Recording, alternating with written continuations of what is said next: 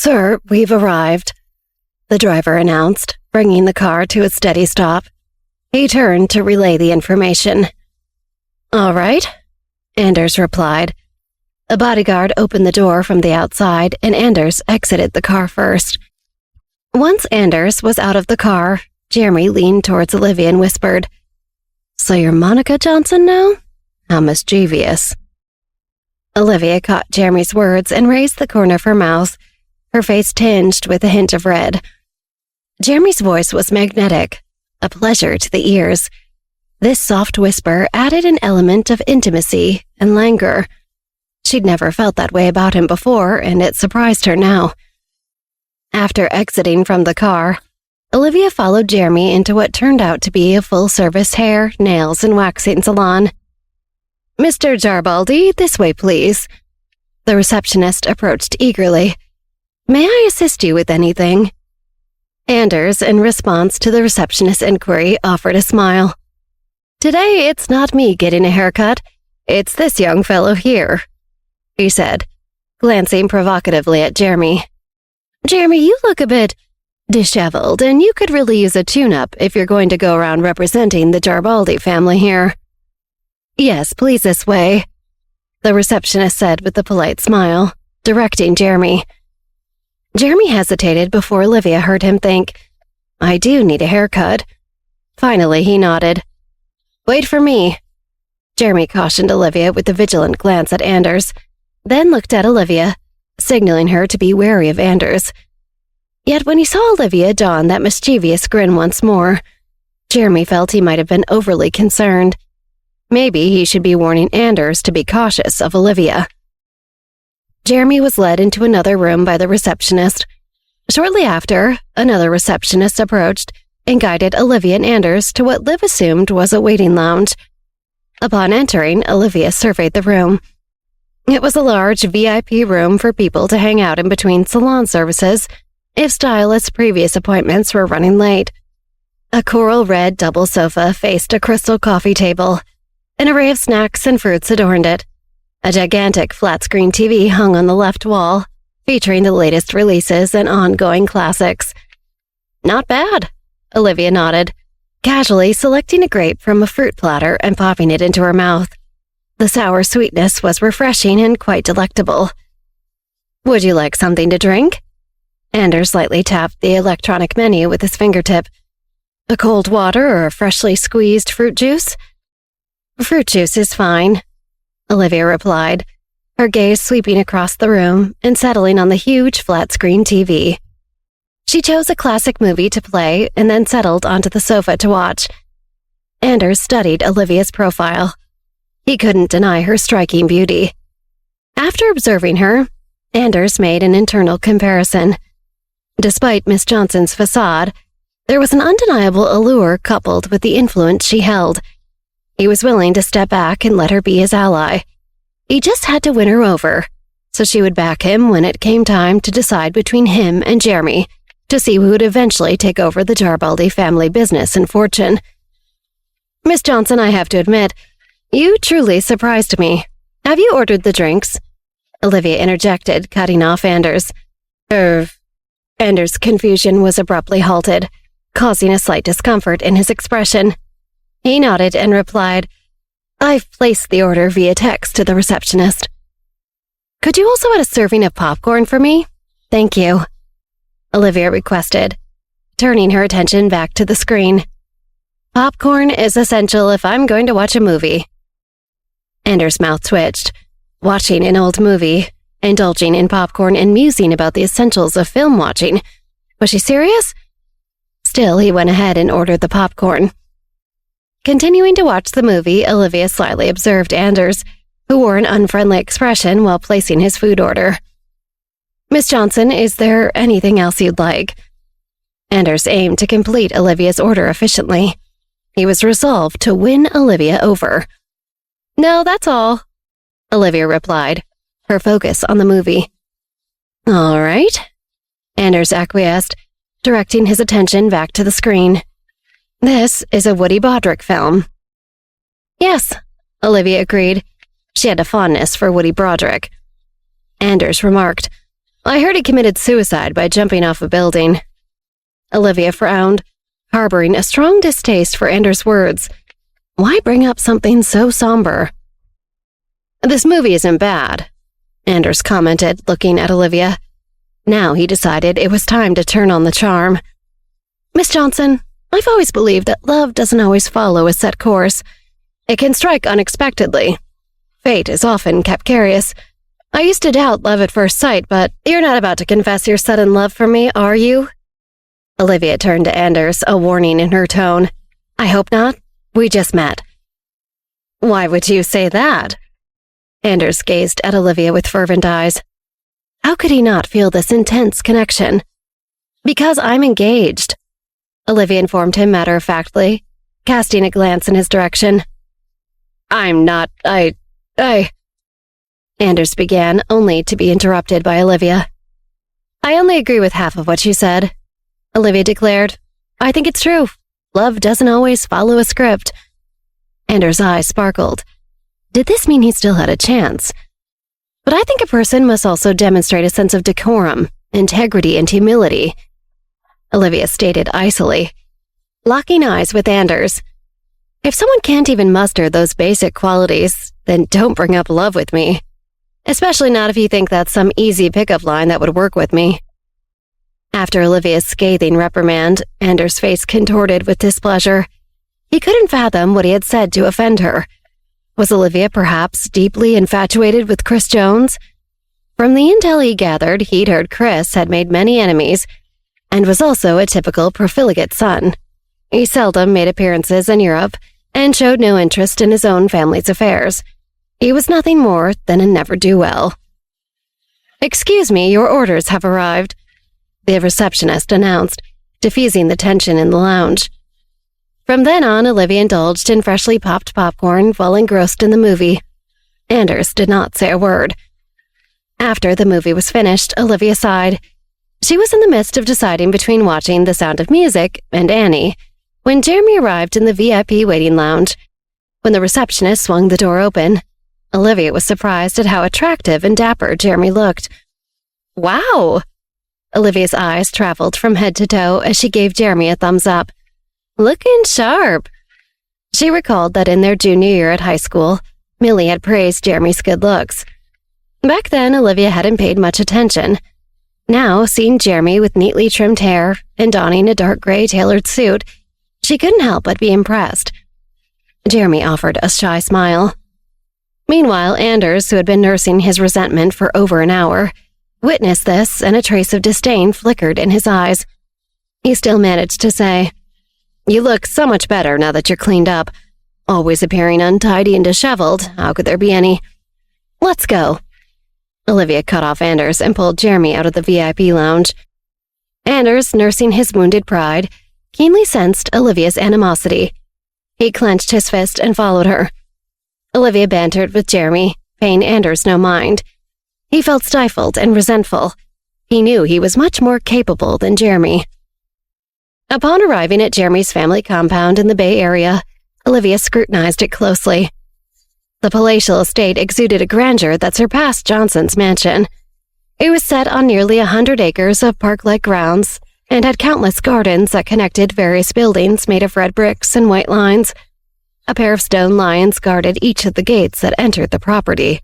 Exiting the car, Olivia encountered a gravel path. After a brief walk, she came to a vast and picturesque courtyard. In the farthest reaches of the courtyard stood a row of dignified and solemn old houses, bearing the marks of time. Rows of various old buildings flanked the sides of these houses, while behind them were two standalone grand villas. Olivia felt like they were in the English countryside. She couldn't believe this all existed in San Francisco.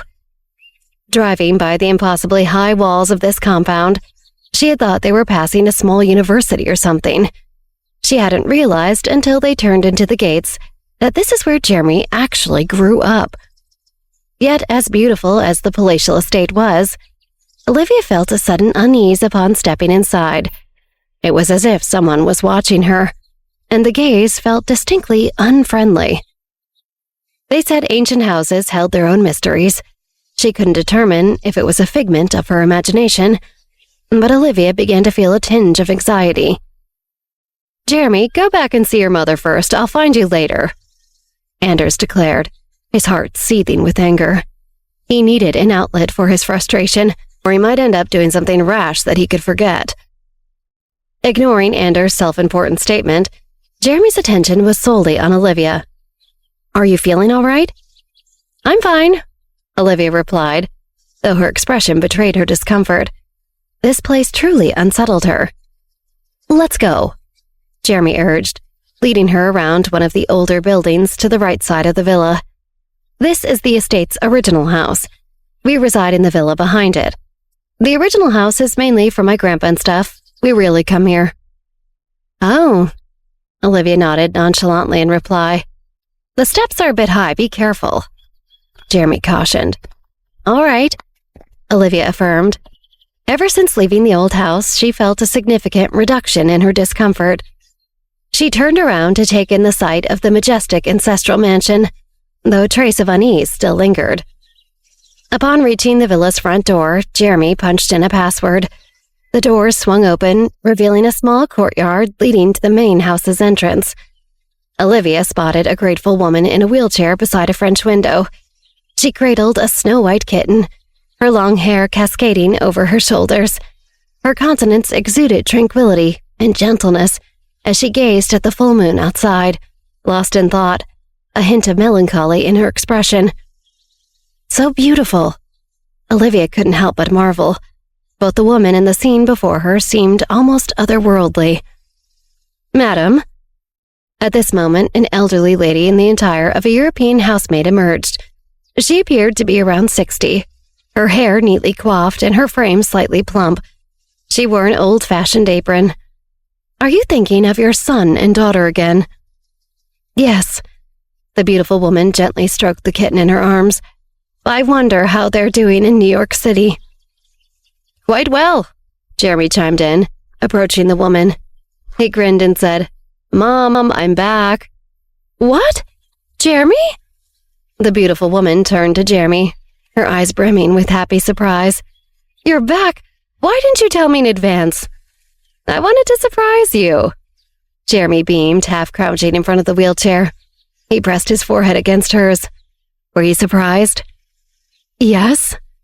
The beautiful woman nodded, extending her hand to caress Jeremy's cheek. Her eyes filled with tender affection.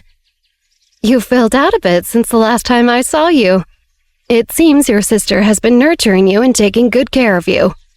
Jeremy hesitated for a moment, then stepped back a bit.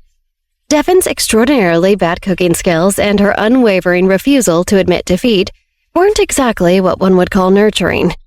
It was more accurate to say it was the servants that Albert had hired to cook. Nonetheless, it wasn't bad. "Has your elder sister not returned?" the beautiful woman inquired. "No, she's still in New York City," Jeremy explained. "I brought a friend with me instead." He waved Olivia over. "Olivia, come here for a moment." "Hi," Olivia replied, walking toward Jeremy and his mother. This beautiful woman was truly a sight to behold.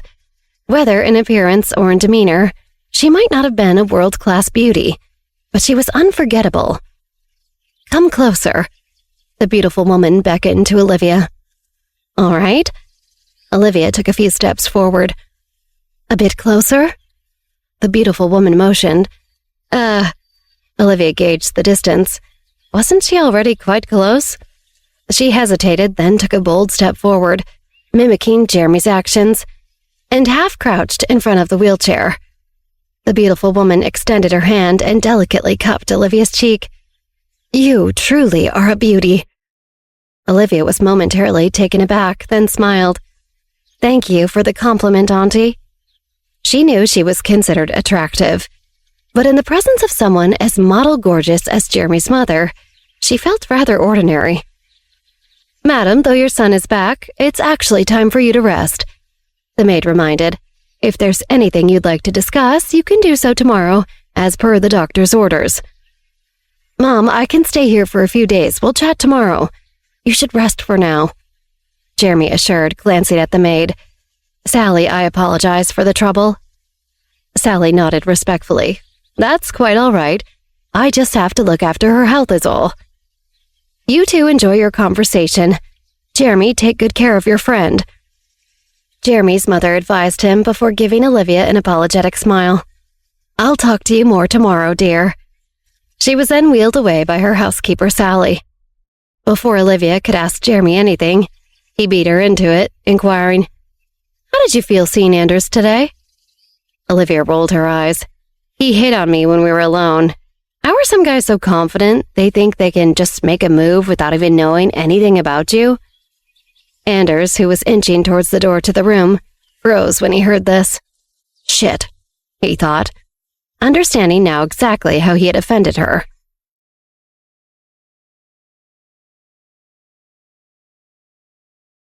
Realizing how he had provoked Olivia, Anders became even more convinced that she wouldn't be worthy of him or his attention if she didn't have a powerful backing. To him, she was just a silly little girl. She had offended Anders, the Jarbaldi's future heir, when she rejected him earlier. It struck him as the height of foolishness. Disgust filled his eyes as he watched Olivia's retreating figure. Sensing the disdainful gaze, Olivia turned around and locked eyes with Anders, catching the unhidden revulsion in his expression. I was just coming in to see that you've gotten settled, Anders stated, maintaining his composure as he moved to enter the room. Get out! Don't come in! Jeremy suddenly scowled and rebuked. Anders' raised foot froze midair. Upon hearing Jeremy's words, a flash of resentment crossed his face. He awkwardly set his foot back down in embarrassment. One day, Jeremy would have to follow Anders' orders. Yet for now, he still dared to address Anders this way. It was practically a death wish. Wasn't Jeremy aware that his foolish actions might bring harm to his ailing mother? What else do you need? Jeremy inquired, a slight furrow in his brow. Anders ground his teeth and declared, Great Uncle and the others want to meet with you tomorrow, at 10 in the morning. Be prepared. Understood, you may leave now, Jeremy responded curtly. Then you both should get some rest. Anders clenched his fist at his sides, forcing a strained smile. Rest well. With that, Anders turned and departed, his eyes seething with anger and a hint of murderous rage. Watching Anders leave, Olivia couldn't help but curl her lip in distaste. I hope that gave you a good laugh, Jeremy said, offering an apologetic smile to Olivia. It's fine. Olivia shook her head, indicating she wasn't bothered. I've encountered plenty of scumbags and scoundrels in my day. I'm nearly immune by now. Jeremy chuckled. Looks like your immune system is quite robust. Haha. Olivia joined in. I didn't expect you to have such a sense of humor about this. Considering, that guy's supposed to be your family, and he clearly has it out for you. She could read Anders' mind and saw he wanted to hurt Jeremy. At Olivia's words, Jeremy's smile momentarily froze before he gave a slight nod. You're surprised I can remain so cool-headed and funny under pressure? A bit. Olivia shrugged. She'd always pegged Jeremy as rather somber. Even Pamela had been spooked by Jeremy's piercing gaze and let out a shriek once when she bumped into him in the hall. You've met my mother. Jeremy raised the corner of his mouth. I imagine you've heard some things about my family. Some things, yes, Olivia affirmed, having indeed picked up a few tidbits from Sven. That so-called accident not only took away my father's life, but also took away my mother's leg. Jeremy looked at the moonlight outside the window. His eyes were filled with sadness and hatred. Because of the violent impact at that time, my mother's vision was seriously damaged. She could only see people and things within 10 inches. Olivia was stunned. No wonder Jeremy's mother kept her close to him. Olivia really could not imagine how a person could suffer such a disaster. She didn't know what to say to console Jeremy. My dad and mom ran away to get married, Jeremy stated, gazing across the living room. There hung a painting, elevated high, depicting a contented couple on one side, each cradling a child. The girl appeared slightly older than the boy, mischief twinkling in her eyes as she reached out to hold his hand. The boy in the painting had bright, inquisitive eyes, curious about the unknown world around him. A smile adorned his face, clearly finding comfort in his father's embrace. The parents holding the two children wore expressions of warmth and affection. The man's gaze, confident and satisfied, met the artist's, radiating a rugged handsomeness. Beside him stood one of the world's few ancient beauties. Her hair cascaded gently over her shoulders, her lean towards the man revealing the deep affection she held for him.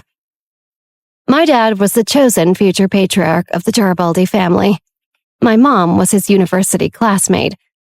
She hailed from a literary family, though her background was quite ordinary. I see, Olivia agreed. Such unions were typically met with resistance. Even Michael and Victoria, though from the same echelon in society, had their fair share of hurdles. Fortunately, genuine love existed between them.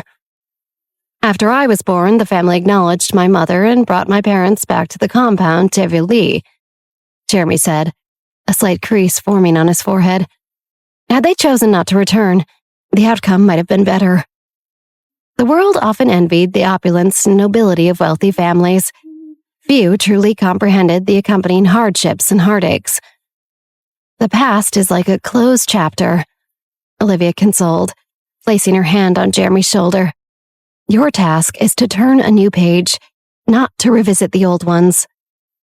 I suppose you're right, Jeremy affirmed. Can you guess why I asked you to come here with me? I'm about 90% sure, Olivia responded, tempering her enthusiasm. But as allies, it's only natural to make use of one another. I don't wish to exploit you, Jeremy corrected. The term use felt distasteful. Doesn't matter, Olivia grinned. Elegant phrasing or not, her point remained the same.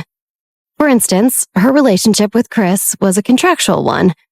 Ultimately, it was just a different kind of agreement, a different form of mutual support. I'll keep you safe, Jeremy vowed. Thank you, Olivia murmured, her smile faint. In San Francisco, Jeremy held sway. Her well-being here therefore depended on him. Will you accompany me tomorrow to the meeting with my family? Jeremy inquired. Yes, Olivia nodded. Her purpose in coming here was to glean more about the Garibaldis in general. If she could join Jeremy for the meeting, she might gain some valuable insights. Olivia. Jeremy looked at her, his gaze a mix of emotions.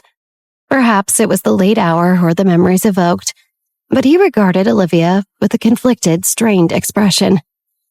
Meeting his gaze, Olivia smiled. She could see a jumbled, complicated cloud of thoughts in Jeremy's head, and one of those was a memory. Jeremy was recalling his father. Olivia offered comfort. Don't dwell on it. What's before your eyes is what matters. Right now, the crucial thing was to safeguard Jeremy and his mother, who'd already lost a husband. You're right, Jeremy agreed. He should focus on what lay before him, on holding Olivia close. He bent down, pressing a gentle kiss to her forehead. Thank you. Olivia was taken aback. Was such gratitude necessary? Let's go. I'll escort you back to your room to rest. Jeremy released his hold, a faint flush adorning his cheeks. All right. Olivia lowered her head slightly. Following Jeremy, her heart raced like a stampede of horses through the mud. Meanwhile, back in New York City, Chris Jones scanned an email as an unsettling feeling crept over him. He drew in a deep breath and poured a glass of water for himself. Chris, avoid the ice water. Having it at night isn't good for your health.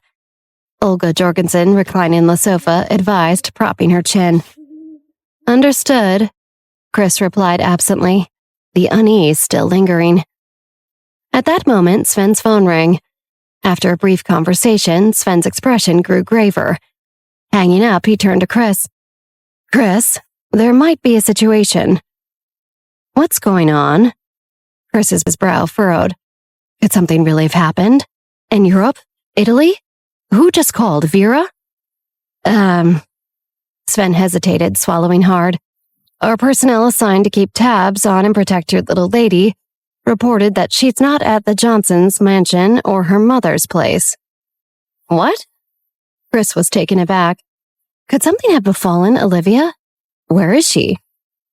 In San Francisco, Sven replied, concern etched on his face.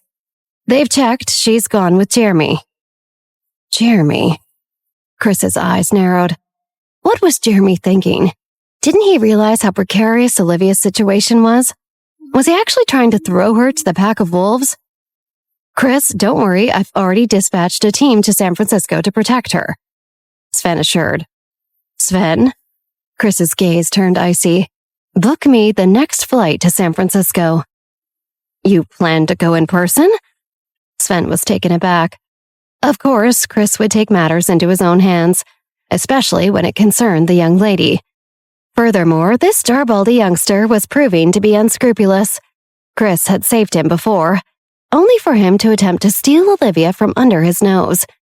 He knew very well that the young lady already had a fiancé, yet he was clearly meddling. I'll go get her myself, Chris asserted, his resolve unyielding. He was starting to see that maybe Olivia really didn't take him or their agreement seriously. In that case, he intended to confront her directly, to see just how interested she was in being aligned with him. Understood, Sven nodded. Book a ticket for me too. Olga Jorgensen changed her position. I'm coming with you guys. You? Why? Sven frowned. Olga Jorgensen's position in the operation was already precarious enough. He wasn't even sure yet that he could trust her fully, even though she said she was on their side and he was related to her. Bringing her along might only complicate matters. Between the two of you, you'll need a woman there with you, trust me. I have a gentler touch. Olga Jorgensen smirked, self-assured. Even if I could, I wouldn't bring you.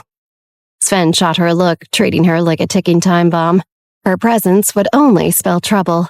And you can't even afford your ticket out there on your own, can you? Fine, Olga Jorgensen huffed, puffing her cheeks. I won't go. Hurry up, Chris urged. He had no time for their squabbling. Arrange my flight. Okay, there's a meeting among the Jarbaldis tomorrow, Sven advised. I'll try to get you there in time. Your dad has your family's private jet right now, so taking a commercial flight in the morning might be the better option. Understood. Chris's eyes flashed with a hint of displeasure. He loathed flying commercially. All right, book the first flight out tomorrow morning. With that, Chris left the room. Even though he couldn't immediately head to San Francisco, Chris returned to his room alone and dialed Olivia's number. After a moment, she picked up. Hello, Olivia. Hello? Came Olivia's voice from the other end, a touch of nervousness detectable. Chris, are you not sleeping at this late hour? Where are you? Chris got straight to the point. I'm at Jeremy's house, Olivia admitted candidly. Chris took a deep breath. This girl was straightforward. Some of his initial resentment dissipated when he realized she wasn't trying to hide her whereabouts from him. Why didn't you tell me? Even if you didn't tell me, you should have told Sven. You left abruptly, so I couldn't arrange for anyone to watch over you. Olivia was slightly touched that Chris was so concerned about her well-being. She supposed he had always looked out for her. I thought you were busy now that you're studying at the university, Olivia admitted. She sat cross-legged by the floor-to-ceiling window of the guest room. Her gaze rested on the full moon outside. She had to admit the view here was stunning. When she remembered that Jeremy's mother couldn't enjoy this breathtaking scenery, Olivia couldn't help but feel a twinge of sadness. Chris's remaining frustration vanished without a trace upon hearing Olivia's words. His tone softened. In the future, no matter what, you have to tell me, even if I'm busy. I'll make time to listen to you over the phone.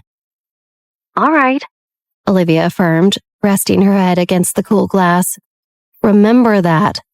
Chris emphasized, I promise I'll always make time for you.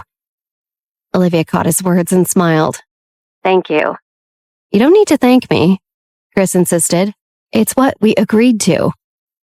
Yeah, well, still, I want to thank you for working so hard for my sake, Olivia replied, her smile apparent. Chris was rendered speechless for a moment. He forgot how much talking to Liv made his heart beat a little bit faster. Hello?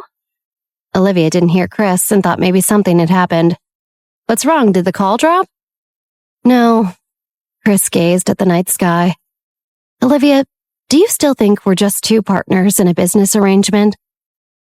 Olivia detected the gravity in Chris's voice and couldn't help but recall his confession weeks earlier. Could it be he really was serious about her? Her heart felt muddled, and she wanted to ask for more details. It's late. Go to sleep. Chris abruptly ended the call. Olivia was startled upon hearing the busy signal on the other end. Was he angry? Or was it something else? Afraid of rejection? Or afraid of her actually admitting she felt something too? Because what then? She ruffled her hair and put her phone back on the lock screen. She hadn't inquired about the true meaning behind Chris's confession. Her thoughts swirled. Could there truly be love in a partnership that was originally built on mutual utility? Glancing out the window, Olivia felt a sense of bewilderment. In her previous life, she believed she loved Mark DeLillo deeply, enduring countless slights for him. She even went so far as to become pregnant before marriage in order to defy her family's arranged engagement. But in the end, she came to see the truth. She didn't love Mark DeLillo, but rather the idealized version of him she had conjured. But what about Chris? Was this love? Was this the real thing now? Olivia dared not dwell on it too much. She shook her head, offering a self-deprecating chuckle. In their relationship of mutual exploitation, love was absolutely out of the question. Theirs was a partnership of transactional benefits, supporting one another to achieve each of their lofty, ambitious goals in life. They'd face challenges together, side by side. But that's all it was, right? After her call with Chris ended, she found herself contemplating what he said. After a while, she shook it off and tried to explain it away. Maybe he only thought he was catching feelings because he probably saw that Olivia had formed an alliance with Jeremy and Steve. Maybe he was worried that she would be more biased than before to favor the 7 major families, so he was trying to get close to her to prevent this. What a cunning scheme from a handsome man. Olivia chuckled lightly. Throughout history, manipulating someone with love and affection has always been a good strategy to get them to do what you want. This time, she nearly fell for it. But that didn't matter. Next time we meet, I'll just bring it up, she thought. Even if she allied herself with Jeremy and Steve, she wouldn't break her promise to work with Chris. She certainly didn't want to align herself with the 7 great families. Look what they had done to the Parks. And if she was being honest, she didn't even know what their purpose was, or what this weird, enigmatic group of families really did anymore.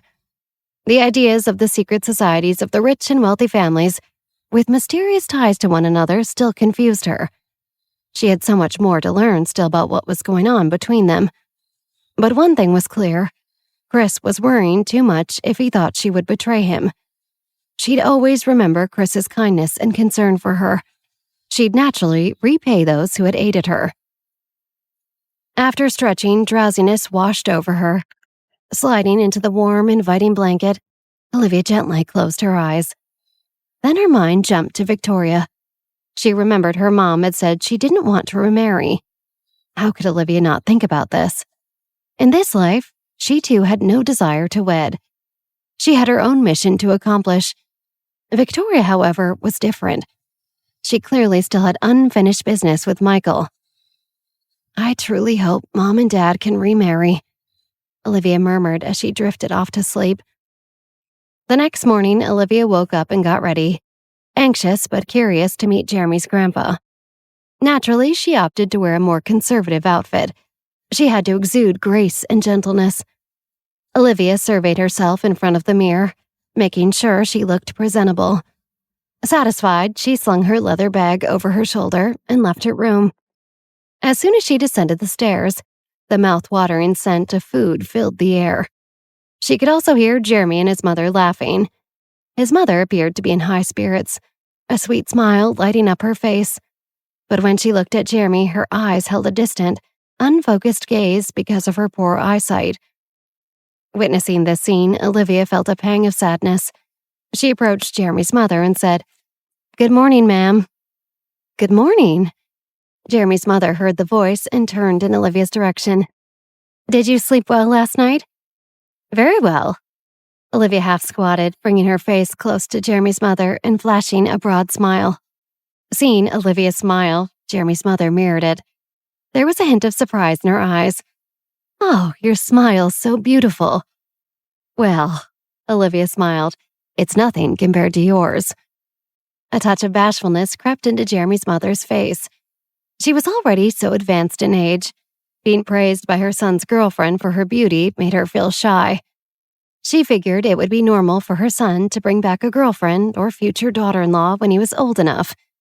Moreover, this girl had a pair of bright, clear eyes. With such a sweet smile, she was very content.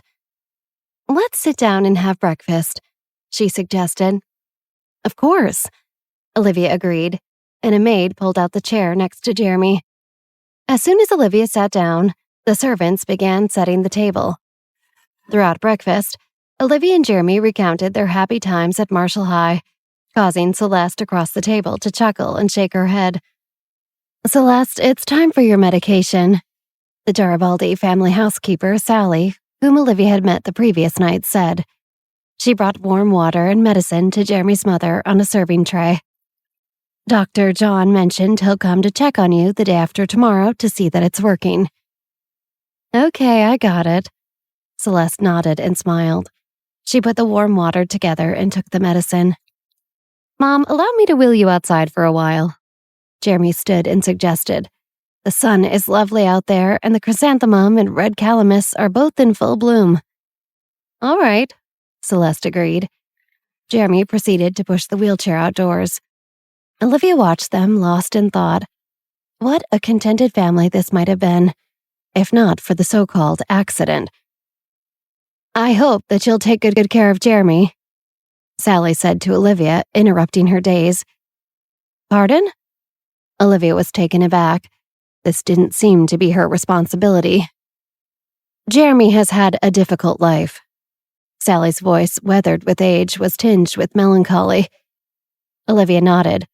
Who wasn't acquainted with hardship? It was precisely because of this that she aimed to alter the destinies of those around her. Sally said nothing more before turning to attend to other matters. Weird, Olivia thought, before taking a few bites of her food and approaching the door. She observed Jeremy folding a flower and placing it before Celeste. Celeste seemed to offer some kind words. Following that, Jeremy set the flower gently on her palm in exchange for her tender smile. The corner of Olivia's mouth lifted involuntarily. She couldn't stand that these two could have been leading a blissful life right now. Yet tragedy had already struck. What they needed to focus on was vengeance. Unceasing, unyielding vengeance. As Olivia thought this, Jeremy returned to where she was standing and shot her a smile. "Shall we go see the rest of my family now?" "Sure," Olivia said. She had no idea what to expect, and as she followed him from his mother's villa, through the estate's enchanting gardens towards the older houses on the compound, an inexplicable sense of foreboding began to coil itself around her heart. The path she followed wound its way through the meticulously tended foliage, and the distant chirping of birds, once a cheerful chorus, now sounded like a distant cry of warning. As the gardens gave way to a series of ancient stone manors, Olivia's steps grew hesitant. The once inviting facades now appeared imposing and somber, their weathered stones seeming to absorb the fading light of day. Shadows clung to the edges, reluctant to release their hold. The narrowing passages between the houses seemed to close in on Olivia, the walls rising like silent sentinels, crowding her vision and pressing on her senses. It was as if the very earth conspired to confine her, to guide her towards an unknown fate. Finally, she reached the threshold of the first house. The air inside felt colder, carrying with it the unmistakable scent of age and secrets long buried. The entrance loomed like the mouth of a cavern, dark and inscrutable, inviting her into its depths. As Olivia stepped over the threshold, the atmosphere seemed to shift. The darkness enveloped her, wrapping around her like a suffocating cloak. The sense of claustrophobia intensified, and a chill ran down Olivia's spine. What unsettled her even more was the scrutinizing gazes of the Garibaldi family elders that greeted her when she and Jeremy reached the home's formal dining room. After exchanging a few perfunctory greetings, the elders seemed to get right down to business. "Jeremy, how long will you be staying this time?" asked one of the older Jaribaldis, who was seated at the head of the table. "A few days." Jeremy's eyes were dark and impassive, as if he'd reverted to his old self at Marshall High. Olivia heard a woman's voice thinking, "What a nuisance. The boy's father already died, and now he has the audacity to return, as if he's wanted here." Olivia overheard the thoughts, but couldn't discern who had thought them.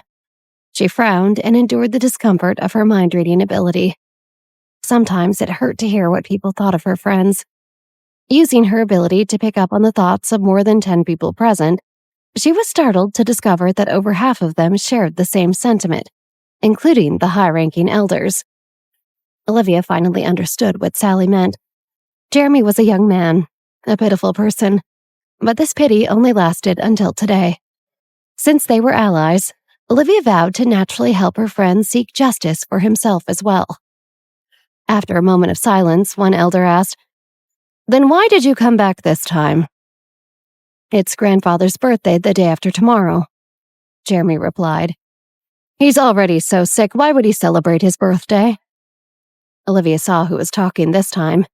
It was a woman with an outstanding appearance. She was dressed in fine clothes and looked dignified. Unfortunately, the sharp, harsh look in her eyes gave Olivia pause. "This year, we're not throwing a birthday party," the elder said. "His health is not good enough, so it is not suitable for him to hold a grand ceremony right now." "Well, the day after tomorrow is the anniversary of my father's death," Jeremy continued. "I wanted to come back for this too." Jeremy knew that this trip might be very difficult, but he wanted only to protect his mother and be here for her during this trying time. "Originally, my sister Devin also wanted to come back, but she had work back in New York." "Well, neither of you really needed to come back," the older woman mumbled. It sounded like she was talking to herself, but it just happened to reach everyone's ears. Olivia looked around and saw displeasure on the faces of a few people sitting around the room. Some of their faces were neutral, but most of them seemed to be in agreement with the woman. "Then you can leave at night, the day after tomorrow," the man sitting at the head of the table said. "Recently, there have been a lot of things happening in San Francisco, so I don't have time to entertain you and your friend." He sounded a little snappy. It seemed like he was unhappy with Jeremy's rash decision to bring a friend back when the family was at its busiest. "It's all right, Jeremy," Olivia said before she let out a laugh.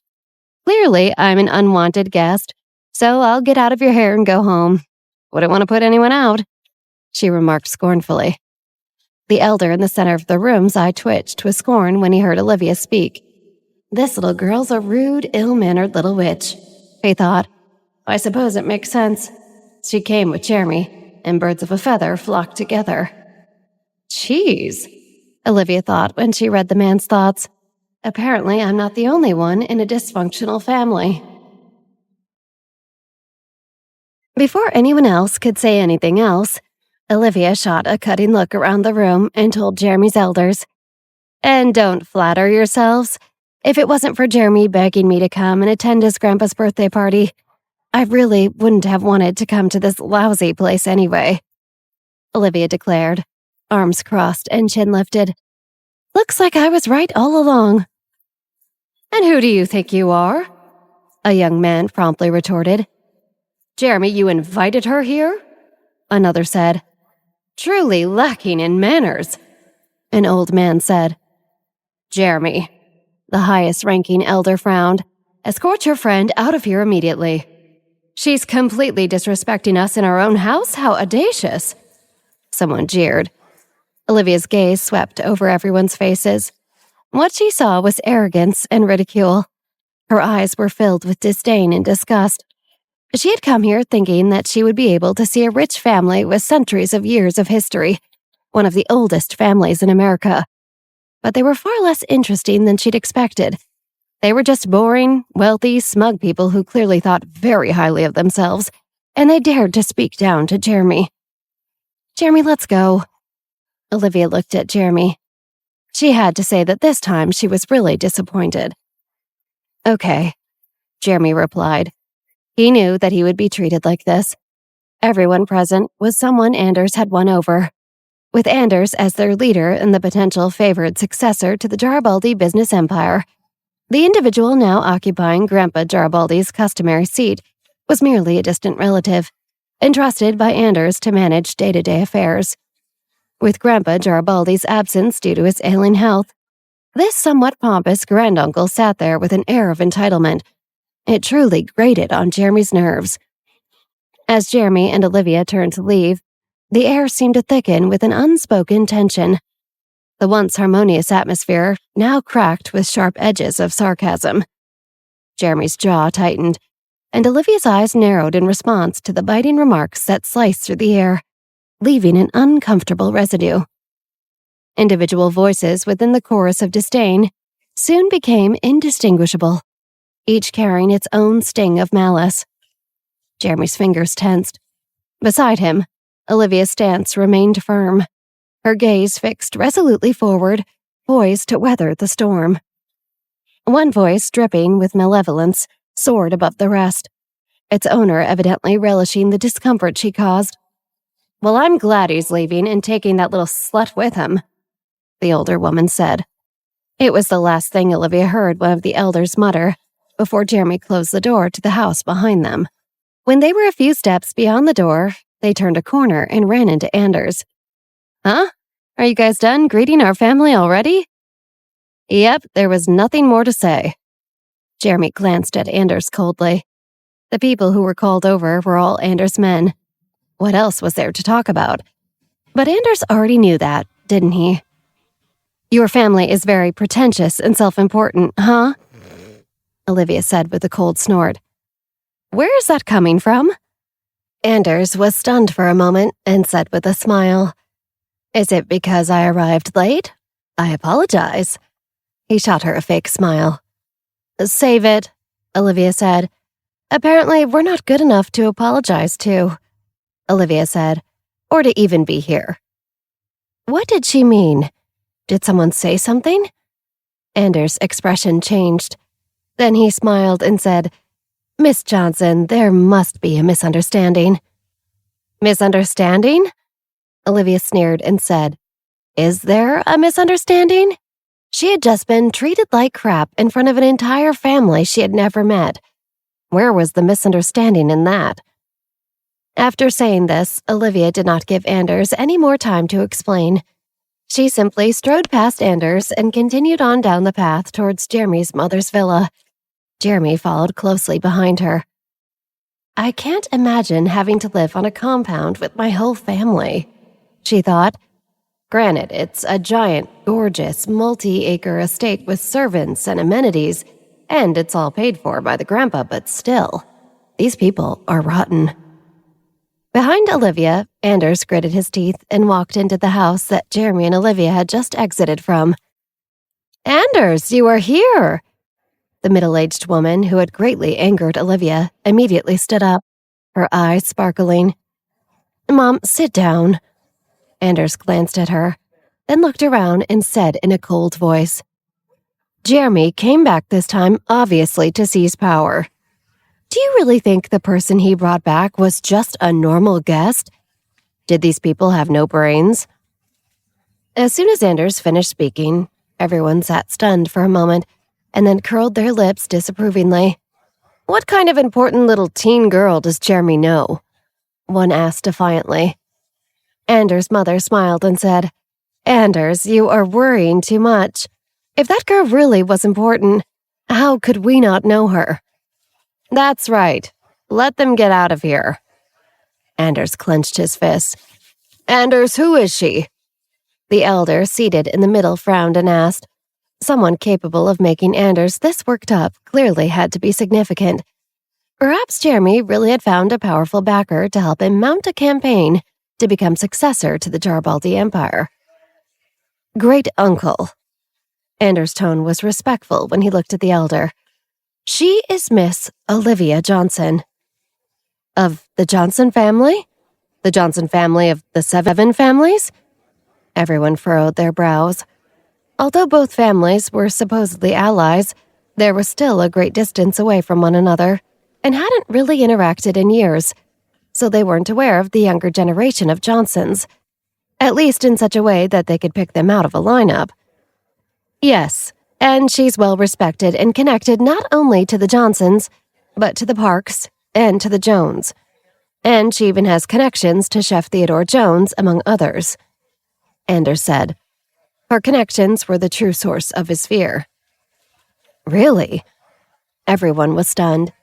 They looked at each other in disbelief, worried they had just offended the wrong person. In the world of socialites and business tycoons, there was nothing worse than accidentally alienating the wrong person. Sitting on the leather sofa back in Jeremy's villa, Olivia plucked a grape from the fruit plate and tasted its sweet yet tangy flavor. Meanwhile, Jeremy rested his hand on his knee and remarked, "I've given you quite the show as soon as I arrive." "It's not bad," Olivia smiled. "Honestly, more than anything, I'd say I'm a bit disappointed in the Jarbaldi family." "The people you just saw aren't the true members of the Jarbaldi family," Jeremy assured her, his expression complicated. "They're all Anders people, mostly the more ancillary relatives who've never worked and always lived off their trust funds. Anders has told them that if they support his bid for power, he'll make sure they'll always be taken care of." Jeremy had anticipated a genuine family gathering for his grandpa's birthday, including the members of his family who actually supported him as well, like his cousins and aunts and uncles who were busy working today clearly. But apparently Anders had other plans. "I see," Olivia mused. "And the one in the high position?" "Great uncle," Jeremy replied. "He's my grandpa's younger brother." "And who's that woman?" Olivia pressed.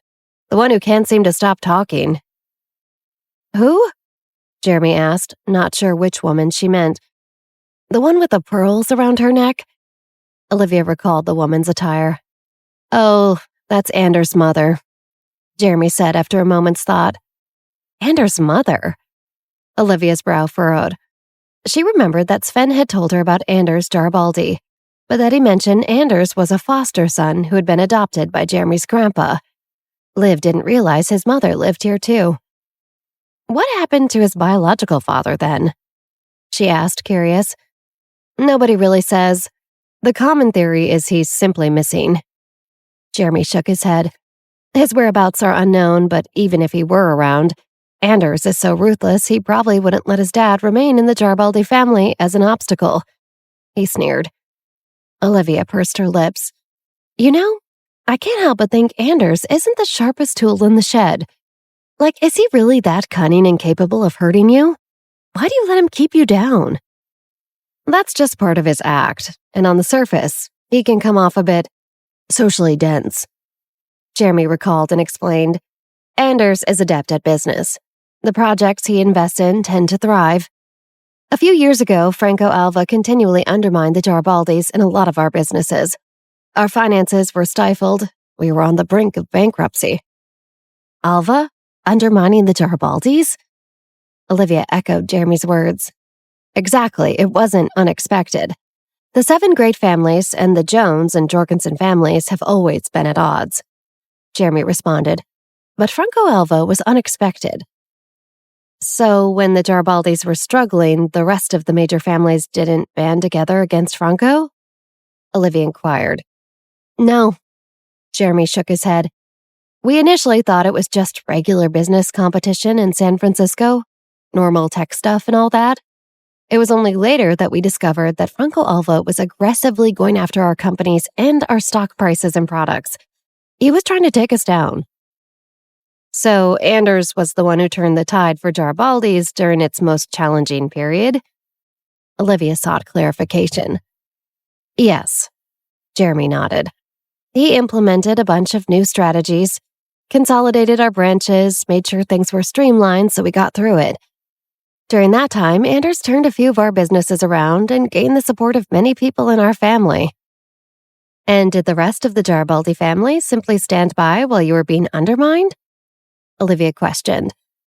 Considering the circumstances, not actively opposing him was a decent outcome financially. Jeremy mused with a self-deprecating smile. His mother had never been embraced by the Jarbaldi family, let alone himself. It seems like you're facing enemies from all directions. Olivia sympathized, shaking her head. It was starting to make sense. Yes, Jeremy agreed. That's the reality of the situation. Olivia pondered for a moment, her gaze fixed on Jeremy. Your current situation is truly something. I apologize for pulling you into this. Jeremy smiled apologetically. I'm fine. Olivia waved her hand. We're allies, and I know what we should do next. Next? Jeremy frowned slightly. He knew his great-uncle wanted to chase them away immediately, but he didn't want to leave just yet. Yes, next. Olivia leaned against the sofa, her gaze fixed on the door. Next, let's see if Anders comes crawling back, apologizing for how your relatives just treated me, and begging me for forgiveness. But, Jeremy's brow furrowed, why would he do that? He'll apologize to me because he'll feel like he has to, Olivia said confidently. She didn't know if Anders was truly a business genius, but she was certain that he would do everything in his power to win her over. Becoming the patriarch of the Jarbaldi family wasn't just about personal capability and support within the family, but also gaining the approval of all the core members of the family and beyond. Anders could see that the 7 families were growing apart, and he felt that there was something unique about the young Johnson girl. Upon realizing she was indeed Olivia Johnson and not Monica, he saw that she was connected to a very powerful family, and to the Parks and to the Jones family. On top of that, she was incredibly ambitious. If he could court her favor, he would have a lot of power in his pocket. Olivia sneered inwardly. Her powerful influence wasn't something just anyone could latch onto. Jeremy watched Olivia's sly smile with a fond gaze. He liked Olivia, and he'd come to realize this long ago. He liked every facet of her. Her kindness, her assertiveness, her dominance, her allure. The closer he got to her, the more intriguing qualities he discovered in her. Jeremy had to admit that he was captivated by her, despite his ongoing resistance. Soon, a commotion outside grabbed both Jeremy and Olivia's attention, and they both looked out the window to find that Anders was leading a few of the elders towards Jeremy's villa. Some of them seemed to be holding tiny gifts, little trinkets from around their house, as little welcome gifts or tokens of appreciation. Anders stopped at the entrance to the villa when Jeremy shot him a stern look before he stepped inside. It was one thing to endure a bunch of nonsense at one of his relatives' houses, but it was quite another to let people ridicule or berate him in his own villa. Jeremy wouldn't tolerate anyone spouting nonsense or insulting his guests in here. He wouldn't put Olivia through that. Seeing that Anders stopped just short of the entryway, his little band of followers were also forced to stop outside and crane their necks to see Olivia inside. Have some tea, Jeremy suggested, turning to pour a cup of tea for Olivia. Sally makes these tea bags by hand after picking herbs and spices from the garden, and then drying them to make these. Olivia lifted the teacup to her lips and savored the delicate fragrance and smooth, mellow flavor. It left only a subtle floral aftertaste on her palate. Clearly, Sally had put great care into making it. Wow, this is so delicious. Jeremy's lips quirked into a small smile. I'm glad you like it. Seeing the two of them enjoying their tea and conversation, the elders who stood at the door couldn't linger any longer. They weren't just denied entry into the villa, they were entirely disregarded while these two carried on with their small talk. This brash kid had truly secured a powerful ally, and now his haughty, smug demeanor was utterly grating. Miss Johnson, Anders called out, masking the displeasure in his eyes. Yes? Olivia turned toward the door, feigning surprise. Anders, what brings you here? She surveyed the smiling onlookers. Olivia arched an eyebrow. Why so many sudden visitors? Are they here to chase me away? No, Anders protested. Miss Johnson, you misunderstand. Really? Olivia raised a skeptical brow. We brought gifts as a special gesture to apologize to you, didn't we? A young man beside Anders interjected. We were too rash in asking you to leave before. You have to understand. We've been very tight-knit and closed off and sad lately, given the poor health of our family's patriarch. So we may have overreacted when we thought our young Jeremy here was bringing guests to try to party at our house during such a serious time. We hope you don't hold it against us." Olivia chuckled lightly, a cunning glint in her eyes. She delicately placed her teacup on the table and shifted her position. She tilted her chin slightly, her gaze locked on the group at the door. "Not hold it against you?" she thought. "Of course I'm going to hold it against you." Observing Olivia's silence, everyone began to feel a twinge of awkwardness. They had no inkling that Jeremy, that impudent, quiet, socially awkward kid, could secure such a formidable ally and friend. They had assumed he was merely bringing along a casual girlfriend. "Miss Johnson, what occurred earlier was simply a misunderstanding," Anders offered with a smile. "My family has indeed been preoccupied of late. Jeremy didn't even have a chance to offer his greetings to our elders before bringing your friend here to meet them, so it wouldn't be fair to hold that against them." "Greetings?" Jeremy scoffed. "This is the first time I've heard that I'm expected to greet relatives first before I do anything when I come home to pay respects to my late father. You certainly are making up some fun new family traditions." "Grandpa is gravely ill. Everyone has been engrossed in attending to him. It's understandable if they momentarily overlooked the formalities," Anders tried to explain, but Olivia cut him off. "Well, I guess any excuse for poor manners is better than nothing," Olivia declared, shaking her head. Anders found himself at a loss for words. "But it's not your fault," Olivia added coyly, placing her hands on her knees. Upon hearing this, the tension in the room eased considerably. As long as she understood they weren't at fault to begin with, things were fine. Olivia offered a scornful smile to Anders as she looked him dead in the eye and said, "We can't expect certain outsiders, who aren't even blood relatives, to have the same upbringing as the Garibaldi family." At this point, the expressions of everyone in the room turned extremely grim. Anders' countenance stiffened. This was a blatant affront to his dignity. If he didn't speak up now, how could he hope to win others' favor in the future? "Miss Johnson, I may be adopted, but I assure you the Garibaldi family is my family." "And that haughty woman from earlier is also your family?"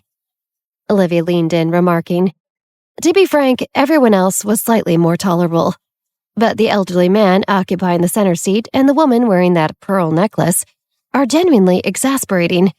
If you want my forgiveness, you'll have to have them personally apologize to me. The individual in the center seat is my great-uncle. He's the younger brother of my grandpa, the Garibaldi family patriarch. Your request might be a bit excessive, isn't it?" Anders' demeanor grew stern, his eyes seething with anger. "Don't you have any respect for your elders?" "Listen," Olivia shrugged. "Either the two of them apologize to me, or I'll simply never be able to let this go. Ever." Olivia slammed the table, projecting the haughtiness of a headstrong young woman. Simultaneously, with a mere thought, she gleaned everyone's sentiments, confirming their intense aversion towards her. Olivia felt a sense of contentment. This was the desired effect. "I can't do it." Anders clenched his teeth. "Then don't blame me for leaving things on such bad terms," Olivia declared, raising her chin. A standoff ensued. Jeremy remained silent, engrossed in sipping his flower tea. His gaze never wavered from Olivia. He found himself drawn to the enigmatic allure of this spirited girl.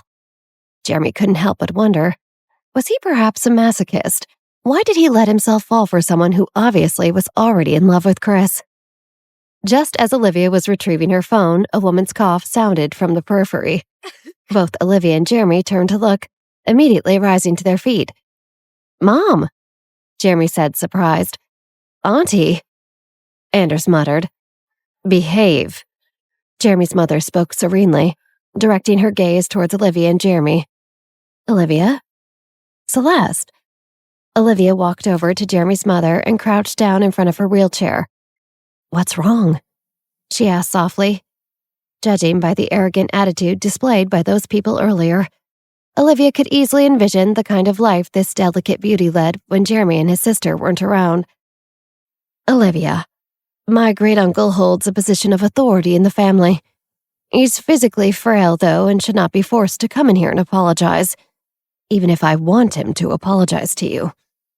Jeremy's mother gently caressed Olivia's cheek, offering an apologetic smile. It wouldn't be appropriate to summon him for an apology at his age, though. I hope you can grant me this favor. Olivia deliberated briefly before nodding. All right. Thank you.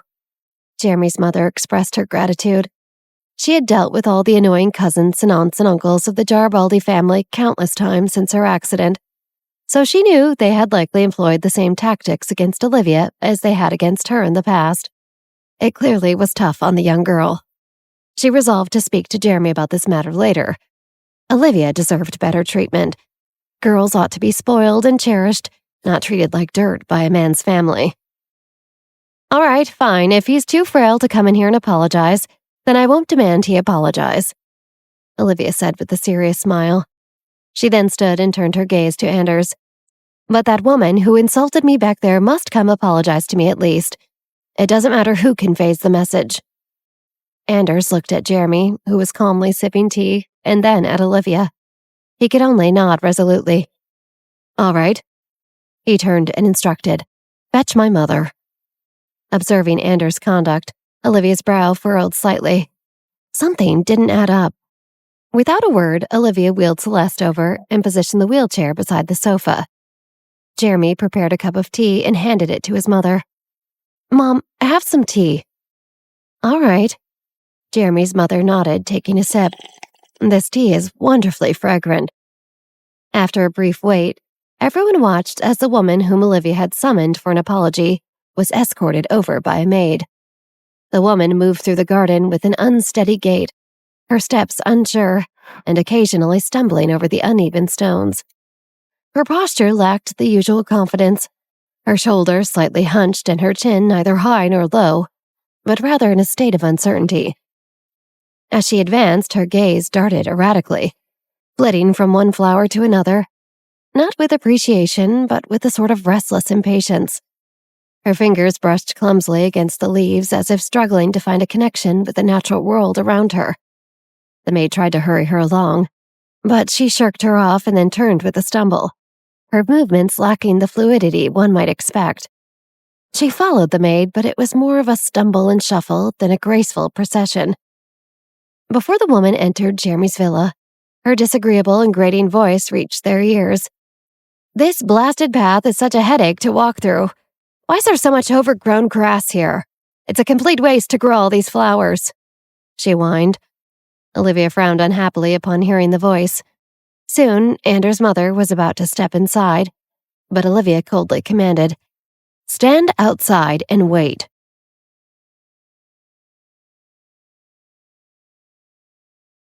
Anders' mom had already raised her foot to step inside.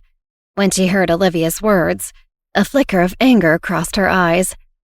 However, considering the girl's influential background, she glanced at Anders, awkwardly lowered her foot, and stood just outside the door.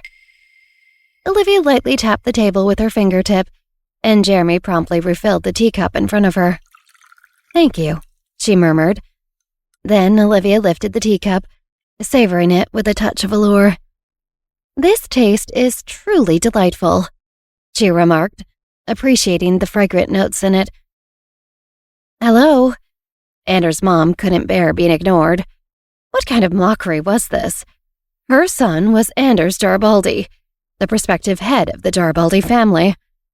Her tone turned more serious as she asked, Miss Johnson, why did you have someone call me over? The one who summoned you wasn't me. Olivia's lips curled into a smile. It was Anders. Why don't you ask him directly? Is that so? The woman turned to Anders, who stood beside her, and her voice softened. Why did you have someone call me over? Apologize to Miss Johnson, Anders stated, his gaze icy. He felt truly annoyed with his mother today.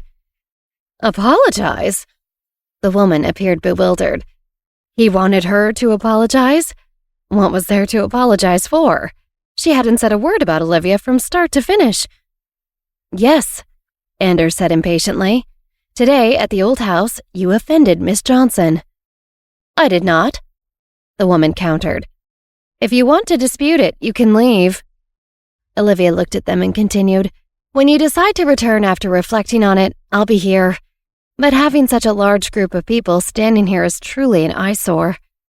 "Mom?" Anders gave the woman a meaningful look. Regardless of who was at fault today, she had to apologize. A little concession could prevent a major issue. The woman gritted her teeth and turned to Olivia. "Miss Johnson, I was blind not to recognize my mistake earlier and offended you. I hope you, as a young adult, will overlook my transgressions and accept I really am a humble person. Please forgive me." "Miss Johnson, is this acceptable?" Anders looked at Olivia and inquired. "No." Olivia was resolute. She intended to make things difficult for them. She wouldn't let them off so easily. "Why did you admit the most crucial 3 words?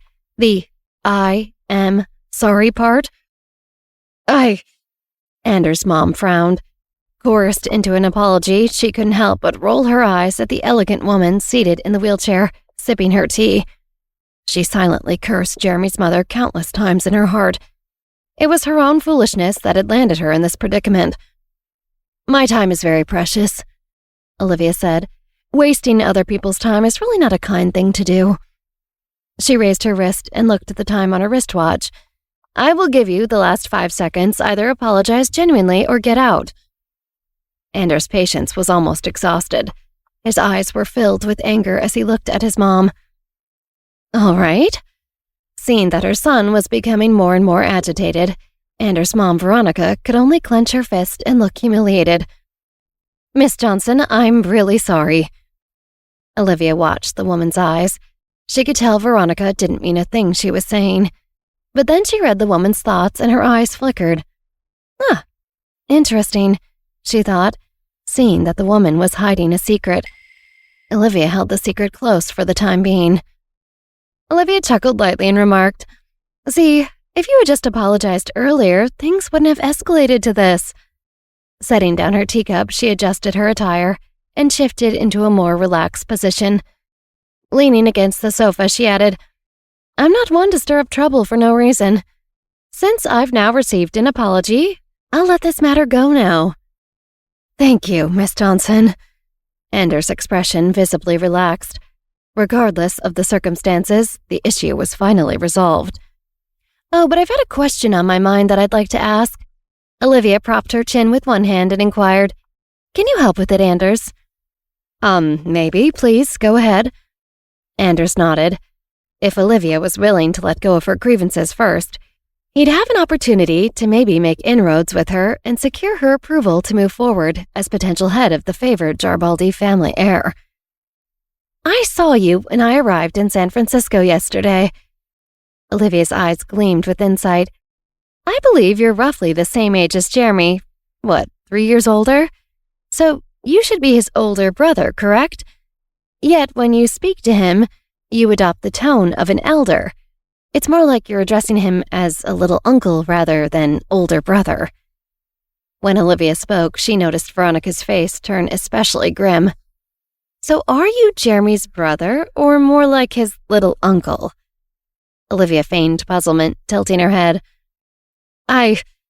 Anders found himself unable to utter a word. His status in the Jarbaldi family was quite sensitive. His grandpa had adopted him after fostering him and taking his mother in, but there were always whispers about who his father was. He looked at his mom, who looked away. Jeremy let out a chuckle, a twitch at the corner of his mouth. This question was indeed a tricky one. To Anders, Jeremy's smile seemed even more glaring. It was as if Jeremy was mocking him. He responded with cold indifference. "Miss Johnson, we are relatives because my grandfather adopted me. That's all there is to it." With that, he turned and made his exit. Seeing Anders preparing to leave, the others outside hastened to follow suit. Olivia was truly audacious, they thought. Even Anders couldn't afford to cross her, let alone outsiders who might point out the questionable goings-on within the Jarbaldi family. You may go. Olivia smiled at Veronica and her companions, adding, Leave the gifts behind. Everyone was left speechless, reluctantly placing down the little gifts they had brought. One by one they left, their faces crestfallen. The final elderly man in the group looked at Olivia with a glare in his eyes, and she heard him think, I hope you get what you deserve, you little bitch. Oh, I hope I do too, Olivia thought, because I deserve the world. With that, she smiled to herself, and then, with a tingling rising up through her feet and up her legs into her stomach, she flicked her finger to the left while no one was watching. Suddenly, one of the vines that ran along the garden paths in front of the group sprung up, and the elderly man tripped over it, toppling over and stumbling into his companions, so they went down one by one, like little dominoes or bowling pins. The group cursed at each other and then began bickering, telling one another to watch where they were going. Liv smiled again. As far as little acts of vengeance went, this one was relatively harmless, but oh so amusing. Well worth it, I'd say, she thought, before closing the door behind her and turning to face Jeremy and his mother. What a dull group. Olivia shook her head in disdain, muttering, How dull indeed. Would you like another cup of tea? Jeremy inquired, having missed the collective fall outside just beyond his view. Sure, Olivia nodded. Don't burn yourselves, it's still hot, Jeremy's mother cautioned. All right. Olivia nodded playfully, winking at Jeremy with her left eye. Jeremy caught Olivia's gesture and smiled. He proceeded to pour another cup for her. It's lunchtime, the housekeeper Sally informed them. Did you guys want something to eat? Olivia checked the time and nodded. That bunch really takes their time. They don't appear to be in a hurry to do anything except sit around all day. Is that all they do here? Yes, Jeremy agreed, taking a sip of his tea. Jeremy, I'll have to trouble you to look after your mother while I go prepare lunch, Sally said. All right, Jeremy nodded. No need, Olivia waved her hand. It's a rare occasion for me to be in someone else's home as a guest. Please let me cook today as a token of my appreciation for you having me. This really isn't necessary, Sally quickly objected. She couldn't fathom allowing a guest to roll up their sleeves and cook. It's fine. Olivia waved her hand, standing up. Just lead me to the kitchen. Sally hesitated.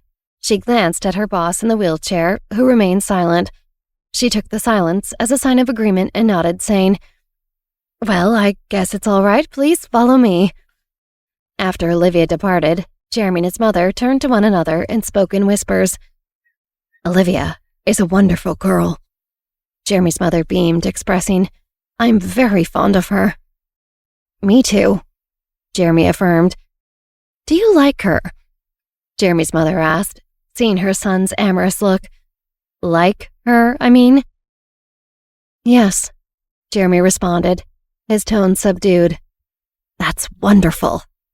Jeremy's mother nodded, her face radiating joy. Does she have feelings for you too? I don't think so. Jeremy sighed ruefully. Really? Jeremy's mother was taken aback. Are you sure? Mom, would you like another cup of tea? Jeremy smoothly changed the subject. No. Shaking her head, Jeremy's mother began to fret about her son's marriage. Does she have someone she's interested in? I'm not sure. Jeremy shook his head. She's engaged, though. Engaged? Jeremy's mother clearly hadn't anticipated this. At her age? Yes, Jeremy concurred. It wasn't good. It's more of a business thing between their two families. I guess her maternal grandpa and the Jones family agreed a long time ago they would marry, so their business interests would be protected. You know how wealthy families are. They're always intermarrying. He shrugged. Maybe that's why the other great families hated the Park family, because they tried to marry their granddaughter off to the Jones family. He laughed. Ugh, Jeremy's mother sighed. Such a wonderful girl. How sad she was caught up in all the silly infighting between such storied families. Observing his mother's expression, Jeremy recollected what had happened last year and chuckled. What's the matter? Why are you laughing? Mom, this is what I've been dealing with for months. I can't help myself. I'm drawn to her, but I don't know. She seems drawn to Chris Jones. I'm always destined to be the friend. Oh, my poor son, Jeremy's mother teased lovingly. Jer, if you truly like her, you must take the initiative to pursue her. If she doesn't reciprocate your feelings, that's fine. However, if she's moved by you, there could be something there. But you have to at least tell her so she knows how you feel. Concluding her words, she sighed lightly. You've always been rather aloof since you were young, especially after your father passed away. This is the first time I've seen you so dedicated to someone. If you care for her, then just relax and boldly express your feelings. Jeremy nodded. Olivia is a wonderful girl. I'm fond of her. Jeremy's mother nodded and smiled. I see. Jeremy discerned that his mother hadn't been this happy in a long while.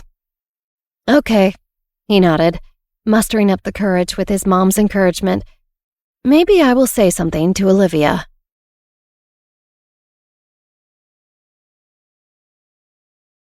Elsewhere, on the Garibaldi family estate, Anders and his own mother Veronica were engaged in a heated discussion. Anders' mother had been incessantly complaining since leaving Jeremy's residence. She's truly uncouth, imposing herself on others' homes. I have no idea how her parents raised her. Are you finished talking? Anders couldn't bear it any longer. He stood tall and imposing in front of his mother, thoroughly irritated. Ever since Olivia had asked him pointed questions about who he was in relation to Jeremy, Anders had begun to suspect his mother might actually know the answers. So he turned and prepared to ask her point blank. Veronica said, vexed. Why should I stop talking? Am I not good enough for you? How can you speak to your mom like that? She had just quietly apologized to Olivia on her son's behalf in front of so many people. What about her own dignity? Anders turned around and glanced at the maid who kept her head lowered, behind his mother. He gestured dismissively. If you're going to keep talking, then leave. The maid lowered her head even further upon seeing this. She quickly entered the house. Witnessing that Anders was about to lose his temper, she knew she had to depart promptly to avoid getting caught in the crossfire. But Veronica stayed put. Very well. Your abstinence is truly remarkable. Anders sneered. No one excelled at being a burden quite like his mother. What's with that tone? Veronica felt deeply uncomfortable. Haven't I done enough for you? Enough? Anders sneered, adding, You've done far too much. You? Veronica knew precisely what Anders was alluding to. She felt stifled and raised her hands in frustration. I am your mother. I've never questioned that, Anders asserted. I'm simply uncertain about who my father is. At the mention of his father, Anders' mother's face alternated between paler and flushed anger. Go on. Anders looked at her icily. Answer Olivia Johnson's question, she asked. Enlighten me. Who am I? Am I Jeremy's brother? Or his uncle? Who am I? When Anders was questioned by Olivia earlier, he glanced over to see his mother watching horrified, and he realized in that moment exactly what Olivia was trying to say. Now he just needed his mother to admit it. My father has never gone missing, has he? You were just some woman trying to sleep with wealthy men for handouts, and you slept with Jeremy's father and my grandfather. And once you got pregnant, you went to my grandpa and said I was his kid or his grandkid, and you'd go away if he just paid you. Didn't you? Growing up, Anders had heard about people doing this. He heard about women trying to entrap successful athletes and businessmen. His mother's lips quivered. She had never anticipated so many things to unfold while she was slightly intoxicated, nor did she want it. Tell me. Tell me. Anders' hands tightened their grip on her shoulders, his eyes blazing with loathing as she wished to consume everything. You're hurting me. The woman wriggled. Stop. Anders released her when he heard her cry out in pain. He shoved her away, turning his back on her, and walked into the house, disregarding her entirely. The woman clutched her arms. her body resembling a wilted celery stalk. She lowered her head and cried. How had Olivia known? Years ago, Veronica used to hang out at the Four Seasons bar in Beverly Hills and chat up visiting men on business. When Jeremy's father and grandpa came through to do business on an extended trip, she ended up having alliances with both. When she fell pregnant, she went to Jeremy's grandpa and told him. She wasn't sure who the father was, but she knew it was a Jarbaldi. She hadn't done it to secure money. No, she was truly looking for a partner, hoping to find a wealthy husband. Hearing this, the Jarbaldi patriarch took pity on her and offered to take Veronica in as a member of his staff and adopt her son as a foster son, telling everyone Anders' father had skipped out on him. Jeremy's grandpa saw having one more male heir as a potential benefit to his family's empire, someone to send to helm one of their businesses around the world should they need it. But he made her sign an NDA so she could never tell anyone, not even her son, the truth. Now, though some little wench had walked into their house and seemed to insinuate everything, Olivia had exposed her secret, and Veronica's silence confirmed it to her son. The truth was, Veronica never knew who Anders' father's was. She didn't know if he was Jeremy's half-brother or his uncle, and the shame kept her from finding out. She hadn't intended on her son finding out. She didn't want the shame to befall him too. Could it really be her fault? Was it truly her entire fault? Anders ran towards his own villa on the family's property and ran up the stairs to his room before slamming the door. Then he spun around and kicked the door forcefully. Why did this woman have to be his mother? This slut. Why didn't children possess the right to choose their parents? And on top of that, he hadn't even been accorded the right to know about any of it. The missing man he had called his father for over a decade wasn't his biological father at all. The individual he had referred to as his grandfather for over 10 years was potentially his father. What kind of twisted relationship was this? Just then his phone rang. Anders retrieved his phone and glimpsed at the caller ID. He paused for a moment before answering the call with a serious expression. Hello? How are things progressing? A deep male voice emanated from the other end of the line. Don't worry. Everything is proceeding as planned. Anders responded respectfully. Good. The man acknowledged. Remember, don't be lenient on anyone. I understand. Anders affirmed. Keep in mind that we can cast you aside just as effortlessly as we can elevate you to where you want to go. The man cautioned. You just need to tell us everything that happens within the Jarbaldi family. I know, Anders responded, maintaining a demeanor of respect, though a glimmer of dissatisfaction flickered in his eyes. Has anything noteworthy occurred within the family compound in the last 48 hours? The man inquired. After a brief pause, Anders stated, Everything is normal. Jeremy has returned. Don't fret over him. The man dismissed with disdain. He can't pose much of a threat. Understood, Anders replied.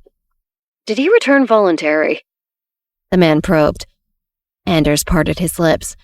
Yes. I see what needs to be done, the man said. Keep an eye on him. Report to me if anything significant transpires. The man instructed. Okay. Anders assented. After hanging up, Anders clenched his fist. He didn't want to be someone else's puppet for the rest of his life. He wondered if maybe Olivia Johnson would be his chance to do anything about that. Does it taste okay? Olivia gazed at Celeste Jarbaldi, seated across from her. Yes, it's very delicious. Jeremy's mother nodded. It had been a long time since she had savored such delightful food. Then have some more. Olivia smiled. And if there's anything else you'd like, just let me know. I'd be happy to cook for you tonight. That would be asking too much of you. Jeremy's mother gently shook her head. I'm already so grateful for this meal. It's no trouble, Olivia smiled. Cooking is a new hobby of mine. Ugh. Jeremy's mother couldn't help but sigh. How could such a wonderful girl not be her son's girlfriend? Jeremy and Liv clearly got along so well. What's the matter? Olivia looked at Celeste. Doesn't it suit your taste? No, it's perfect. Celeste smiled and said, Liv's cooking skills are truly excellent. As long as you enjoy it. Olivia smiled, feeling a pang of sympathy for Celeste.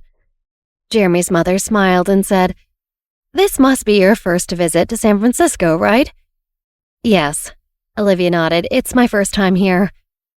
"Well, there's a parade in the city later today," Sally, the housekeeper, added, placing an extra platter of chicken on the table.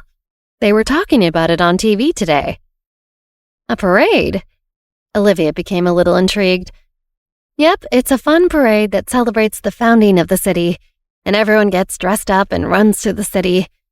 After lunch, Jeremy, take Liv around for a bit and show her some of it," Jeremy's mother said with a smile. "All right," Jeremy nodded. He knew his mother was trying to help him, so he smiled and said, "It's not over until evening, though." "It's fine to return late," Jeremy's mother said. "You're on vacation, and I'm sure your friend wants to get a sense of the city. No sense just making her sit inside and be surrounded by her crazy family the whole time she's here," Celeste joked. "Okay," Jeremy replied.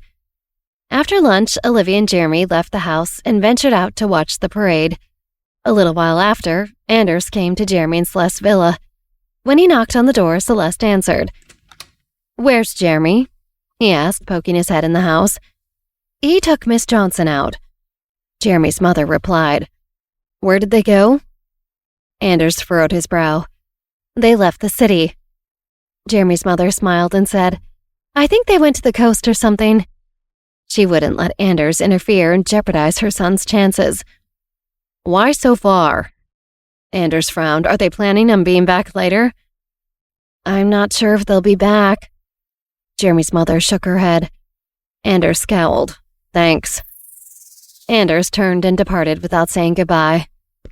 "Take care." Jeremy's mother smiled softly. "Madam," Sally, the housekeeper, handed a cup of warm water to Celeste. "You've become quite skilled at telling fibs." "Yes," Jeremy's mother smiled, recalling her former self. Whenever she lied, her eyes would betray her, revealing panic and avoidance. She was easily caught in her lies because she couldn't make eye contact.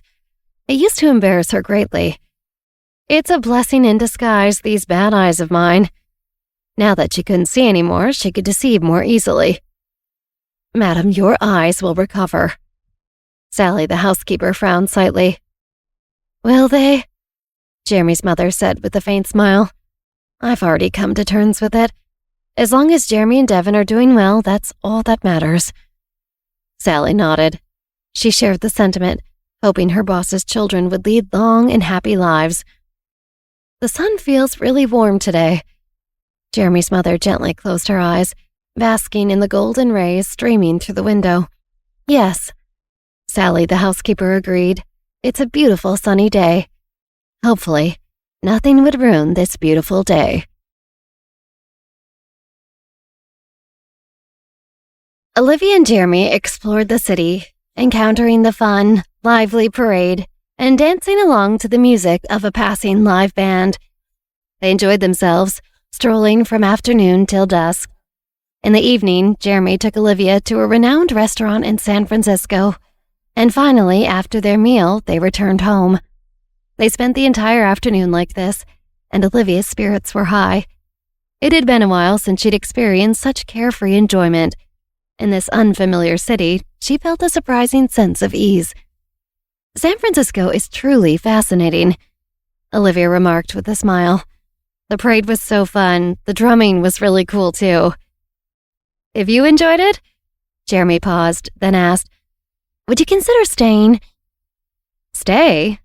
Olivia shook her head with a smile. "Well, I mean, maybe you could go to college out here." Olivia considered. "I don't know, my home is in New York. I wouldn't find a sense of belonging here." To Olivia, wherever Victoria was, that was home. "And I have too much to do out there," she thought. "Too many names to cross off my list still." "I see." Jeremy nodded, opting to remain silent. The air hung still for a moment before he ventured. "How are things between you and Chris?" "Him?" Olivia pursed her lips, recalling the time Chris abruptly ended their call recently after insinuating their relationship was maybe more than just an arrangement. "Oh, you know, it is what it is," she replied, What more could she really say? What more did she really know? "Do you like him?" Jeremy inquired. Well, how could she answer that? It's confusing. "I see," Jeremy responded without pressing further. "My mother holds you in high regard." "I can sense that," Olivia nodded. "I hold her in high regard, too." It was the first time she'd encountered someone so beautiful and delicate and sweet. Every time she saw her smile, it exuded a kind of gentle serenity.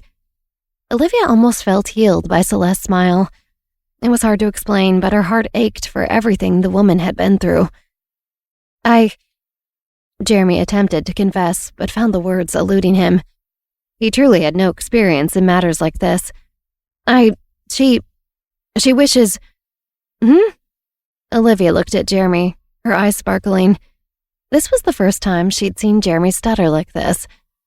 What does she wish? Jeremy gazed into Olivia's shining eyes, his heart pounding. He clenched his fists, feeling a surge of courage. "Do you like my mom?" "Yes, I do," Olivia confirmed. "Didn't I just say so?" "Well, she really approves of you too, and in that case, would you be open to deepening the relationship?" Jeremy asked tentatively. If their relationship could progress further, it would be wonderful. A deeper connection? Olivia pondered for a moment, her eyes lighting up. "Sure." "Really?" Jeremy's eyes also brightened, feeling as if he were floating on air. "Yes," Olivia nodded, grinning. "As long as she's comfortable with it.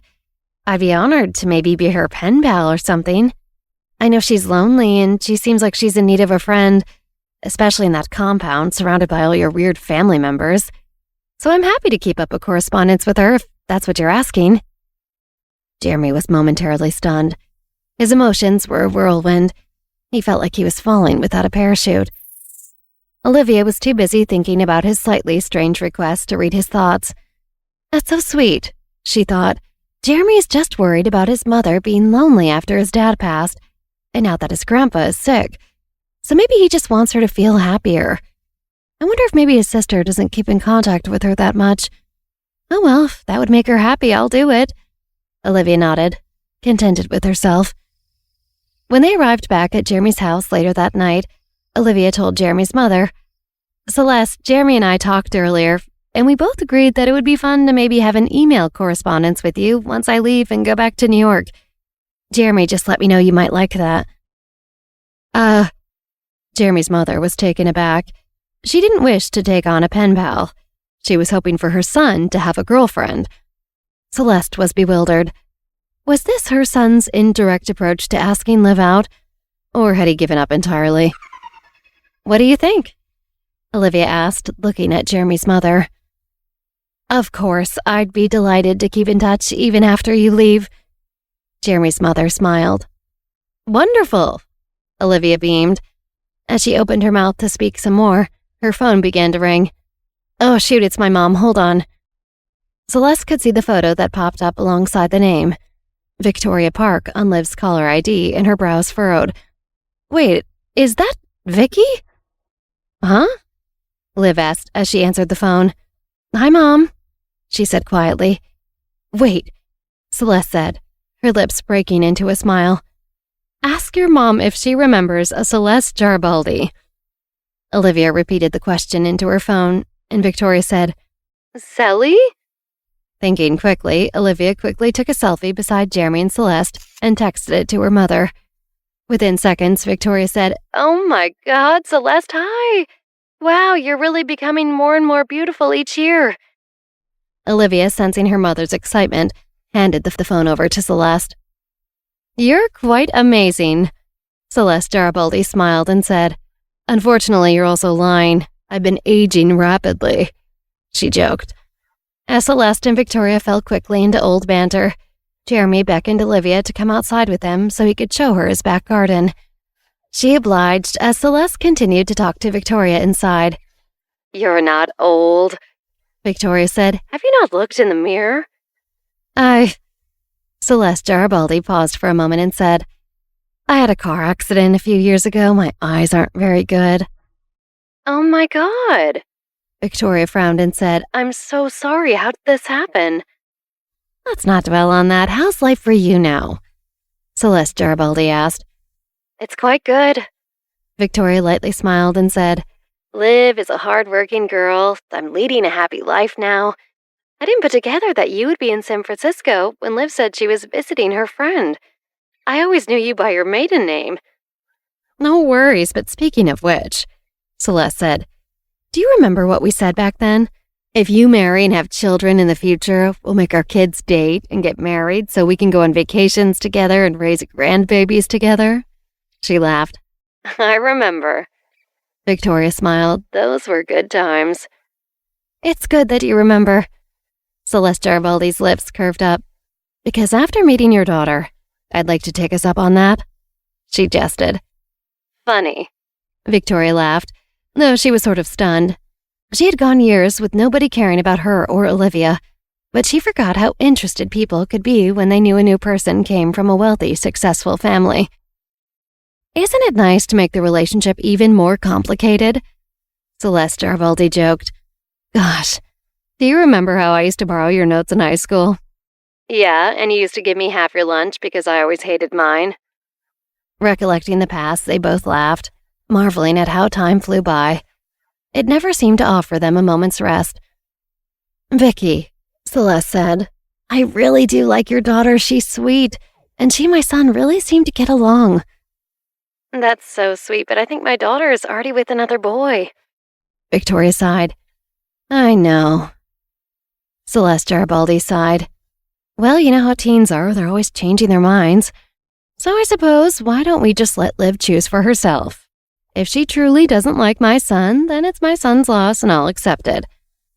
"Seems fair," Victoria nodded. She too hoped that Olivia would take the initiative to seeking her own happiness. Victoria's own marriage had been a failure, and she wished for her daughter to find joy. She hoped to witness Olivia be a bride one day, and to see Olivia's children playfully running around. It would give her the opportunity to be a grandmother and experience the boundless joys that brought. "Celeste, when can we meet? Why don't you come back with Liv and your son when they return? How long has it been since you've come back to New York City?" "Oh, it's been lifetimes, it feels like." Celeste Garibaldi interrupted Victoria's words, reaching out to caress her legs that were now unresponsive. "I've already put down roots on the West Coast, and I can't leave anymore. This is our home. Where my family and I belong. I'm here and nowhere else." "All right." Victoria heard this and didn't press any further. "Then I'll have to trouble you to take care of Liv for the next few days." "It's no trouble," Celeste smiled and said. "There's still a 50% chance of her becoming my son's girlfriend." Victoria laughed and said, "You." The two chatted a while longer until Victoria heard a knock on the bedroom door and asked, "What is it?" "I made some supper." Michael opened the door and said, "I noticed you didn't eat much for dinner, so I made some chicken tenders. Come out and have some." Victoria nodded. "I'll be out in a bit." "Okay." Michael saw Victoria on the phone and closed the door without saying more. "Hurry up." "I got it." Victoria playfully dragged out her response. "Wow, you're so lucky. Your husband even made late-night snacks for you?" Celeste teased. "No, Victoria wanted to explain but didn't know how to put it. All right, I won't pry. Go enjoy your wontons." Celeste teased Victoria a bit more before ending the call. Victoria looked at the phone in her hand and shook her head. It was truly hard to explain what was going on with Michael and her. He was her ex-husband, but whose ex-husband was up making chicken tenders for them in the middle of the night? "If you don't eat them, they'll go to waste." Michael's voice came from outside the door. "Got it." Victoria shook her head. It wasn't worth telling him no and offending him over chicken tenders. The following morning at dawn, Chris Jones and Sven arrived at the airport like two men possessed. "Chris, I will go and get our boarding passes," Sven said. As soon as Sven left, Chris's phone vibrated in his pocket. He picked up the phone and looked at the caller ID. Chris frowned unhappily. After hesitating for a moment, he picked up the phone. Wyatt, hi. Do you know what time it is now? Where you are? I don't know. I'm in Las Vegas. Wyatt Newman answered. Chris raised his eyebrows. There was no one else in the world who was more annoying at the moment than Wyatt Newman. If you have something to say it. Where's your fiancé? Wyatt asked, not mincing words. You were looking for Liv? Why? What are you doing? Chris asked. You've decided to return her dog Polly to her? She's called Betty. Wyatt corrected Chris. Polly sounds much better. Chris curled his lips and said, So what do you want? Betty misses her very much. Although he didn't want to admit it, ever since he had brought Betty home from Olivia's, the husky's emotions had been very unstable, and he had thought of many ways to make her happy, but none seemed to work. Betty had lost a lot of weight during this period of time. He really had no choice but to not let them see each other. You don't want me to bring Liv to Las Vegas, do you? Chris frowned. Are you going to give Polly back to her? It's called Betty, Wyatt said. I'll book you a flight to Atlantic City tomorrow from wherever you are. Atlantic City? Chris smiled and said, Wow, is Las Vegas not enough for you? You got to gamble in Jersey now? I have my new casino in Atlantic City, Wyatt replied. Betty and I will wait for you and Olivia there. With that, Wyatt immediately hung up. Chris looked around, wondering what to do.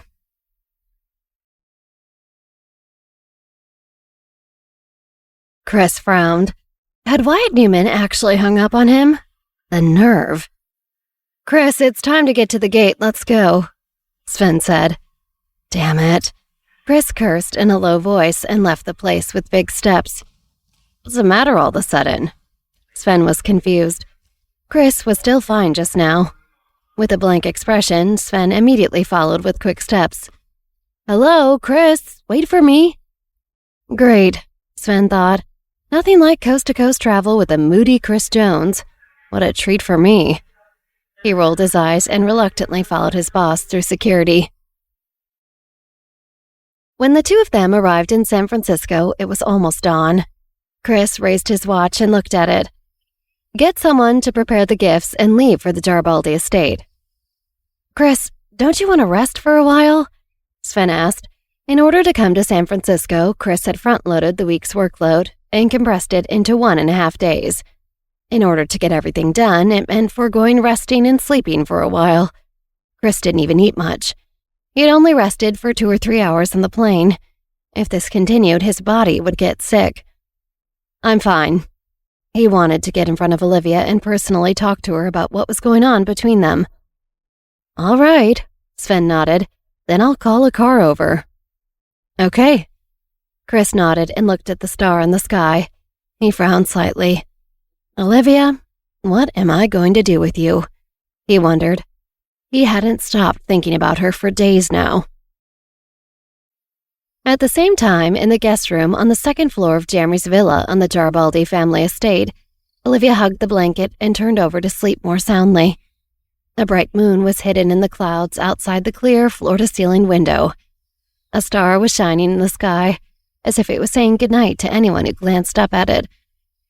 As the sky gradually brightened and night gave way to morning, Olivia finally woke up at a leisurely pace, taking her time getting up from bed.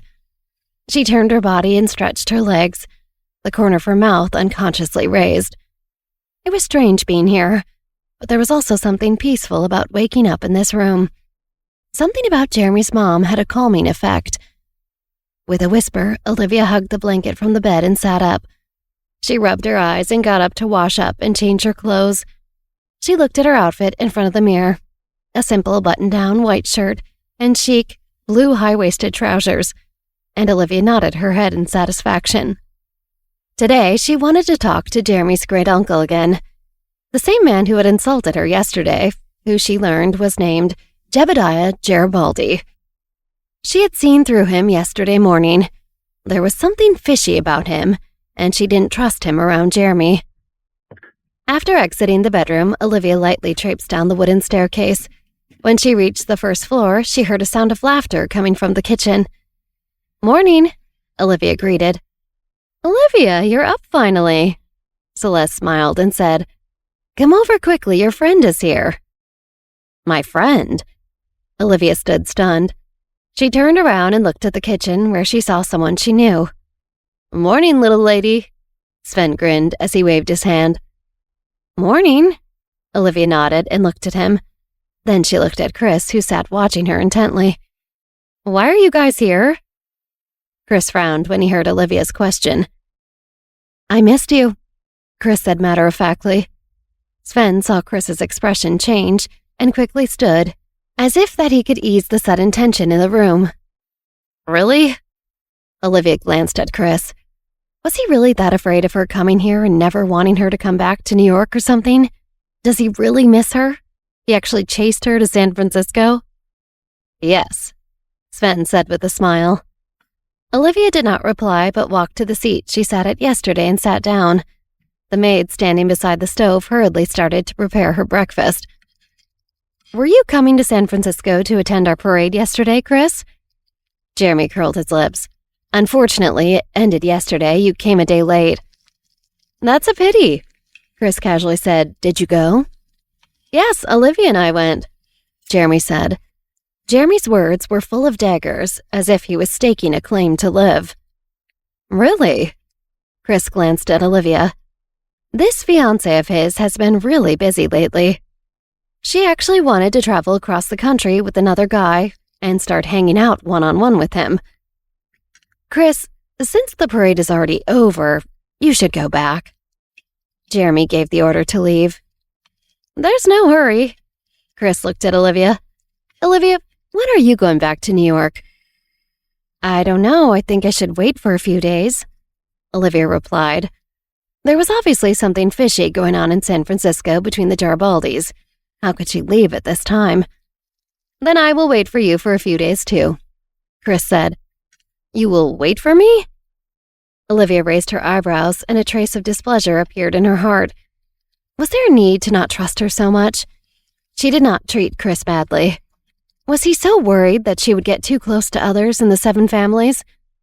"Yeah, you are my fiancé. Who would I be waiting for besides you?" Chris looked at Olivia with a focused gaze. Celeste Garibaldi coughed a few times and looked in Chris's direction. "You are Olivia's fiancé?" "Yes," Chris answered. "Then I'll have to trouble you to come closer." Celeste Garibaldi frowned slightly. A love rival had come to her doorstep, and she wanted to inspect him. She was interrupted when breakfast was served, so she told her son to invite Chris and Sven to join her, Jeremy, and Olivia for a meal. That way she could watch and inspect Chris more closely. Jeremy reluctantly did as his mother asked and sulked throughout the entire meal. After breakfast, Olivia prepared to pay Jeremy's great-uncle Jebediah another visit according to her original plan. Just as she walked out of the villa, Chris also followed. "Olivia." Olivia stopped in her tracks. "Is something the matter?" "Yes." Chris glanced at Jeremy. Jeremy looked at Olivia. I left some stuff in the house," he said, taking the hint and deciding it best to give them a moment alone. "I will go back and get it." "Okay," Olivia nodded. Jeremy took a deep look at Chris, turned around and walked back to the house. Sven also followed quickly. Come, I will go with you to get it." "No need. No, I insist," Sven said. "And I said you don't need to. Trust me." Jeremy and Sven's voices gradually faded away, and Olivia and Chris, standing a few yards outside the door, faced each other. Olivia's eyes narrowed and she sensed herself growing impatient with Chris. "Olivia." Chris saw Olivia's attitude and felt a little sad. "Chris?" Olivia looked at Chris. "Do you really not trust me so much with Jeremy that you had to chase me across the country to come check in on me?" "What did you say?" Chris was stunned. Since when did he not trust her? "I made a deal with you first, before anyone. I know I said I would form an alliance with Jeremy and Steve recently, but that's for a different thing and doesn't supersede what I have with you," Olivia said. "It's just that the 7 families have let down my mom's family. It's only a matter of time before they try to hurt or punish me to get back at my mom's dad. Since you know that the 7 great families want to hurt you, why did you take the initiative to send yourself to them to seek death? Olivia, are you stupid coming here into the prime Garibaldi territory? Chris got angry when he mentioned this matter. I am stupid? Olivia pointed at herself. Wow, Chris, you think highly of yourself, huh? I think highly of myself? Chris pointed at himself. Olivia, don't be unreasonable. I am unreasonable? Olivia sneered and said, Chris, it was you who did not trust me first, not the other way around. Chris shook his head. Why don't you think I trust you? If you trusted me, would you chase after me? Olivia frowned and said, Jeremy and I are just friends. I care about him, but that doesn't mean I have anything to do with the 7 families, just because he's a Garibaldi. And it doesn't mean I will go back on the agreement I have with you or even betray you. When did I tell you that I'm worried about this? Chris was confused. You don't have to deny it, Olivia said. If you are really not worried at all, what is your reason for coming here? Chris hesitated. He didn't even know how to explain that he had come to tell her his feelings because he was so confused and also not used to feeling things, and so his head was so cloudy that he couldn't make a coherent thought to express himself. Didn't she see that all his goodwill and adoration were real? Olivia was too impatient to bother to read Chris's mind. Well, you suddenly have nothing else to say? Olivia curls her lips. Chris, please don't come here insulting my sense of loyalty. My agreement with you and my ultimate goals have not changed. I will not do something that goes against my word. Also, the more Chris heard, the more he felt Olivia wasn't understanding his reason for coming here at all. With one step forward, Chris supported himself against the wall with one hand and then lifted Olivia's chin towards him with the other. You really don't see it, do you? He really liked her. He wanted to keep her by his side forever. He wanted to see that kind of beauty when he opened his eyes every day. Olivia, I know you have your goals and your ambitions, and you have a whole world of friends and family and your business and a million things you do. But listen carefully. I don't want to pass by your world like some background character. I want to be your world, or at least a big part of it. He felt like he was suddenly reciting some silly love poem to a girl, the kind he mocked and rolled his eyes at in the past. But now he couldn't help himself. He had already said it out loud, and he was being so clear. Olivia should understand plainly now how he felt, right?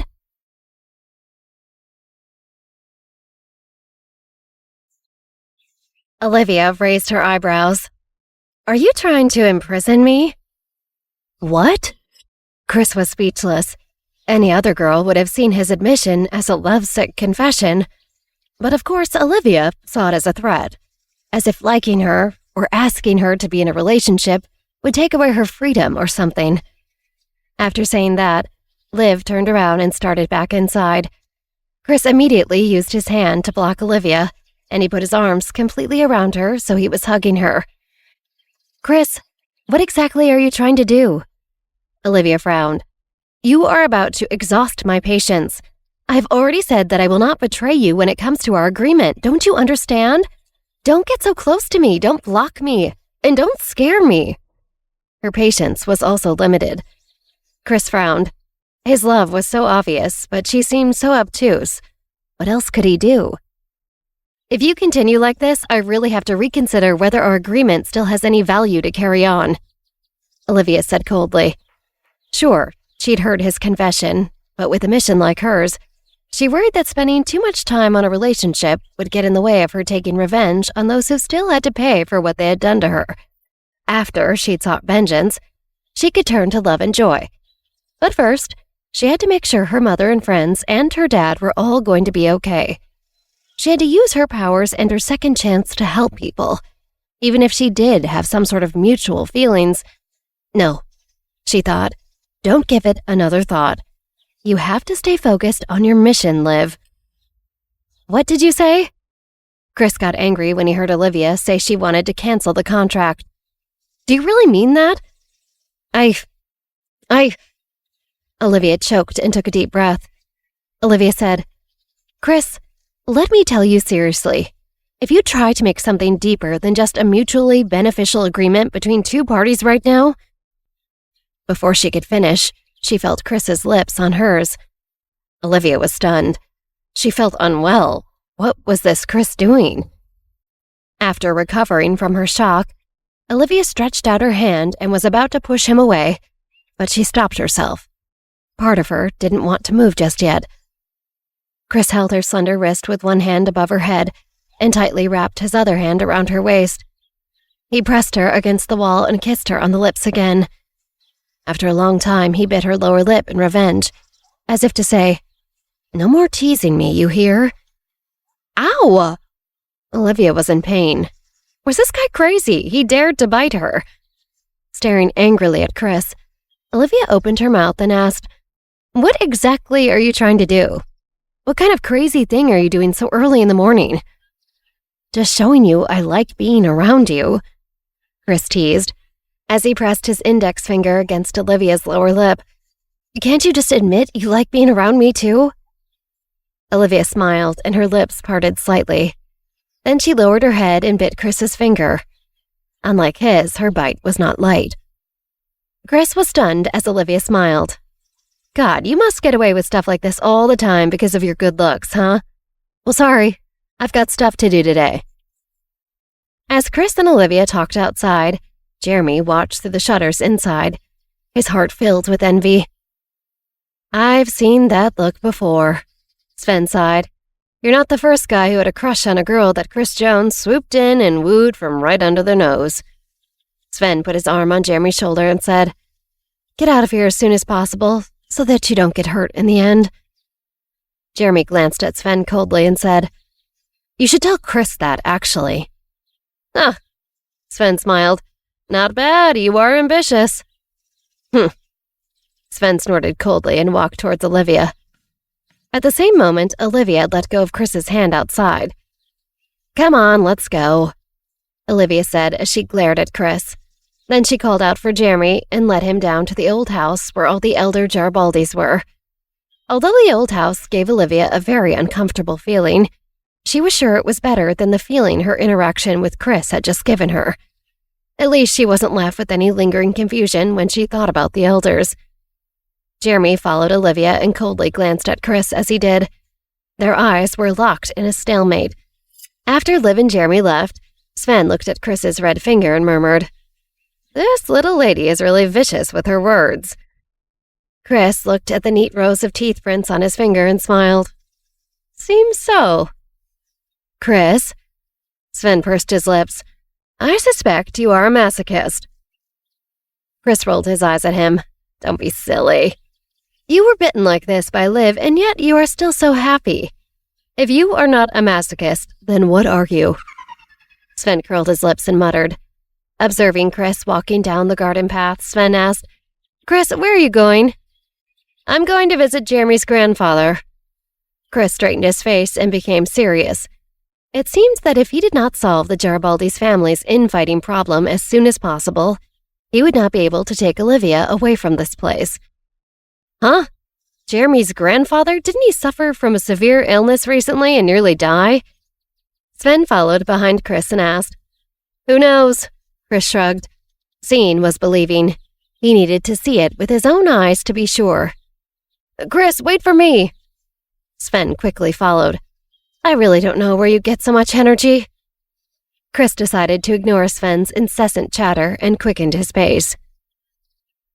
Elsewhere, in the elder's house on the property, where she had been before, Olivia felt dizzy the moment she arrived at the old house.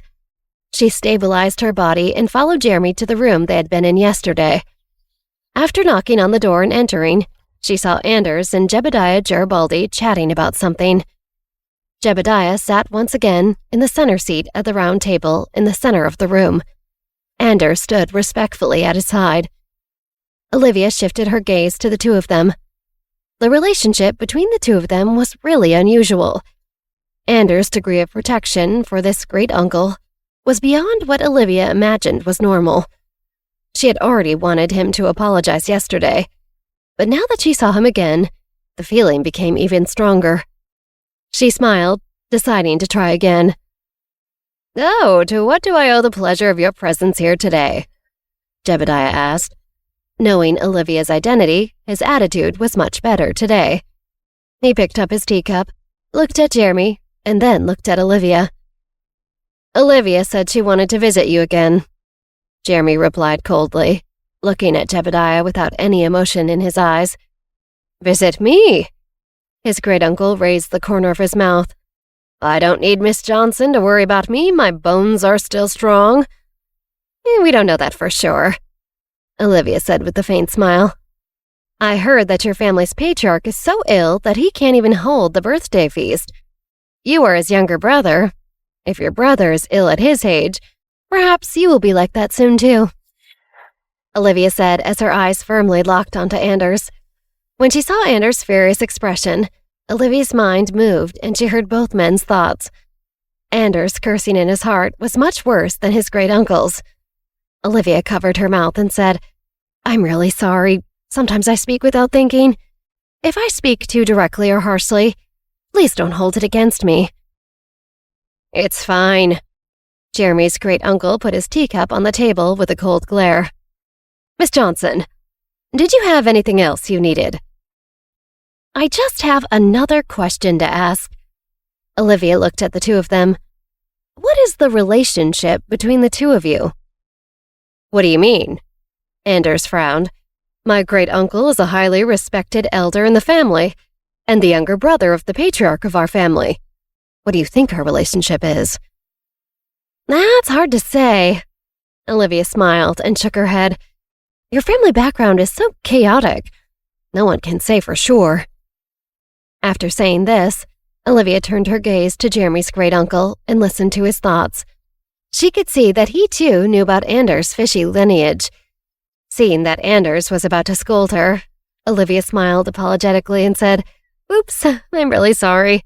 If I continue standing here, I'm really afraid that I will offend the two of you." After saying that, Olivia turned around the room and left. Jeremy left with her. How did such a person become Theodore Long's apprentice? Jebediah thought. Was Theodore blind to her manners? Seeing the two of them leave the room, the great-uncle slammed the table and looked at Anders. Something has happened. Now that someone from the Jones family and Jorgensen family have come to see Miss Johnson here, I'm afraid the plan will have to be postponed. What are you afraid of? Anders clenched his fist. Olivia had completely angered him. If there are a few more of them here, it just means she'll have to be buried with a few more bodies. Anders, have patience. Everything is for the greater good. Do not let your emotions affect your decisions, Jebediah reminded. All right, Anders nodded. Jebediah, as long as we can survive the day after tomorrow, we will send them all to hell. At that time, the entire Jarbaldi family will be ours. Okay. Jebediah nodded his head lightly. His eyes were shining with the light of desire. He had waited for this day too long. Anders, you just have to be careful, he cautioned. We have been patient for so many years, so we cannot be rash and fall at the last moment. I know, Anders nodded. Jebediah, don't worry. We will never forget your kindness and loyalty to us. Good. Jebediah nodded in relief and looked elsewhere with a cunning gleam in his eyes. He was the only one who knew all the secrets of the Jarbaldi family. Well, he and his older brother. But his older brother would soon be dead. Anders clenched his fist tightly. He didn't like what was unfolding in front of him. He didn't like the chaos Olivia's presence was unleashing in his family. And he hated that she had brought the Jones and Jorgensens to his door. Die. All of you die, he thought. Anyone who stands in my way must go. Anders' eyes were filled with brutality and bloodthirst.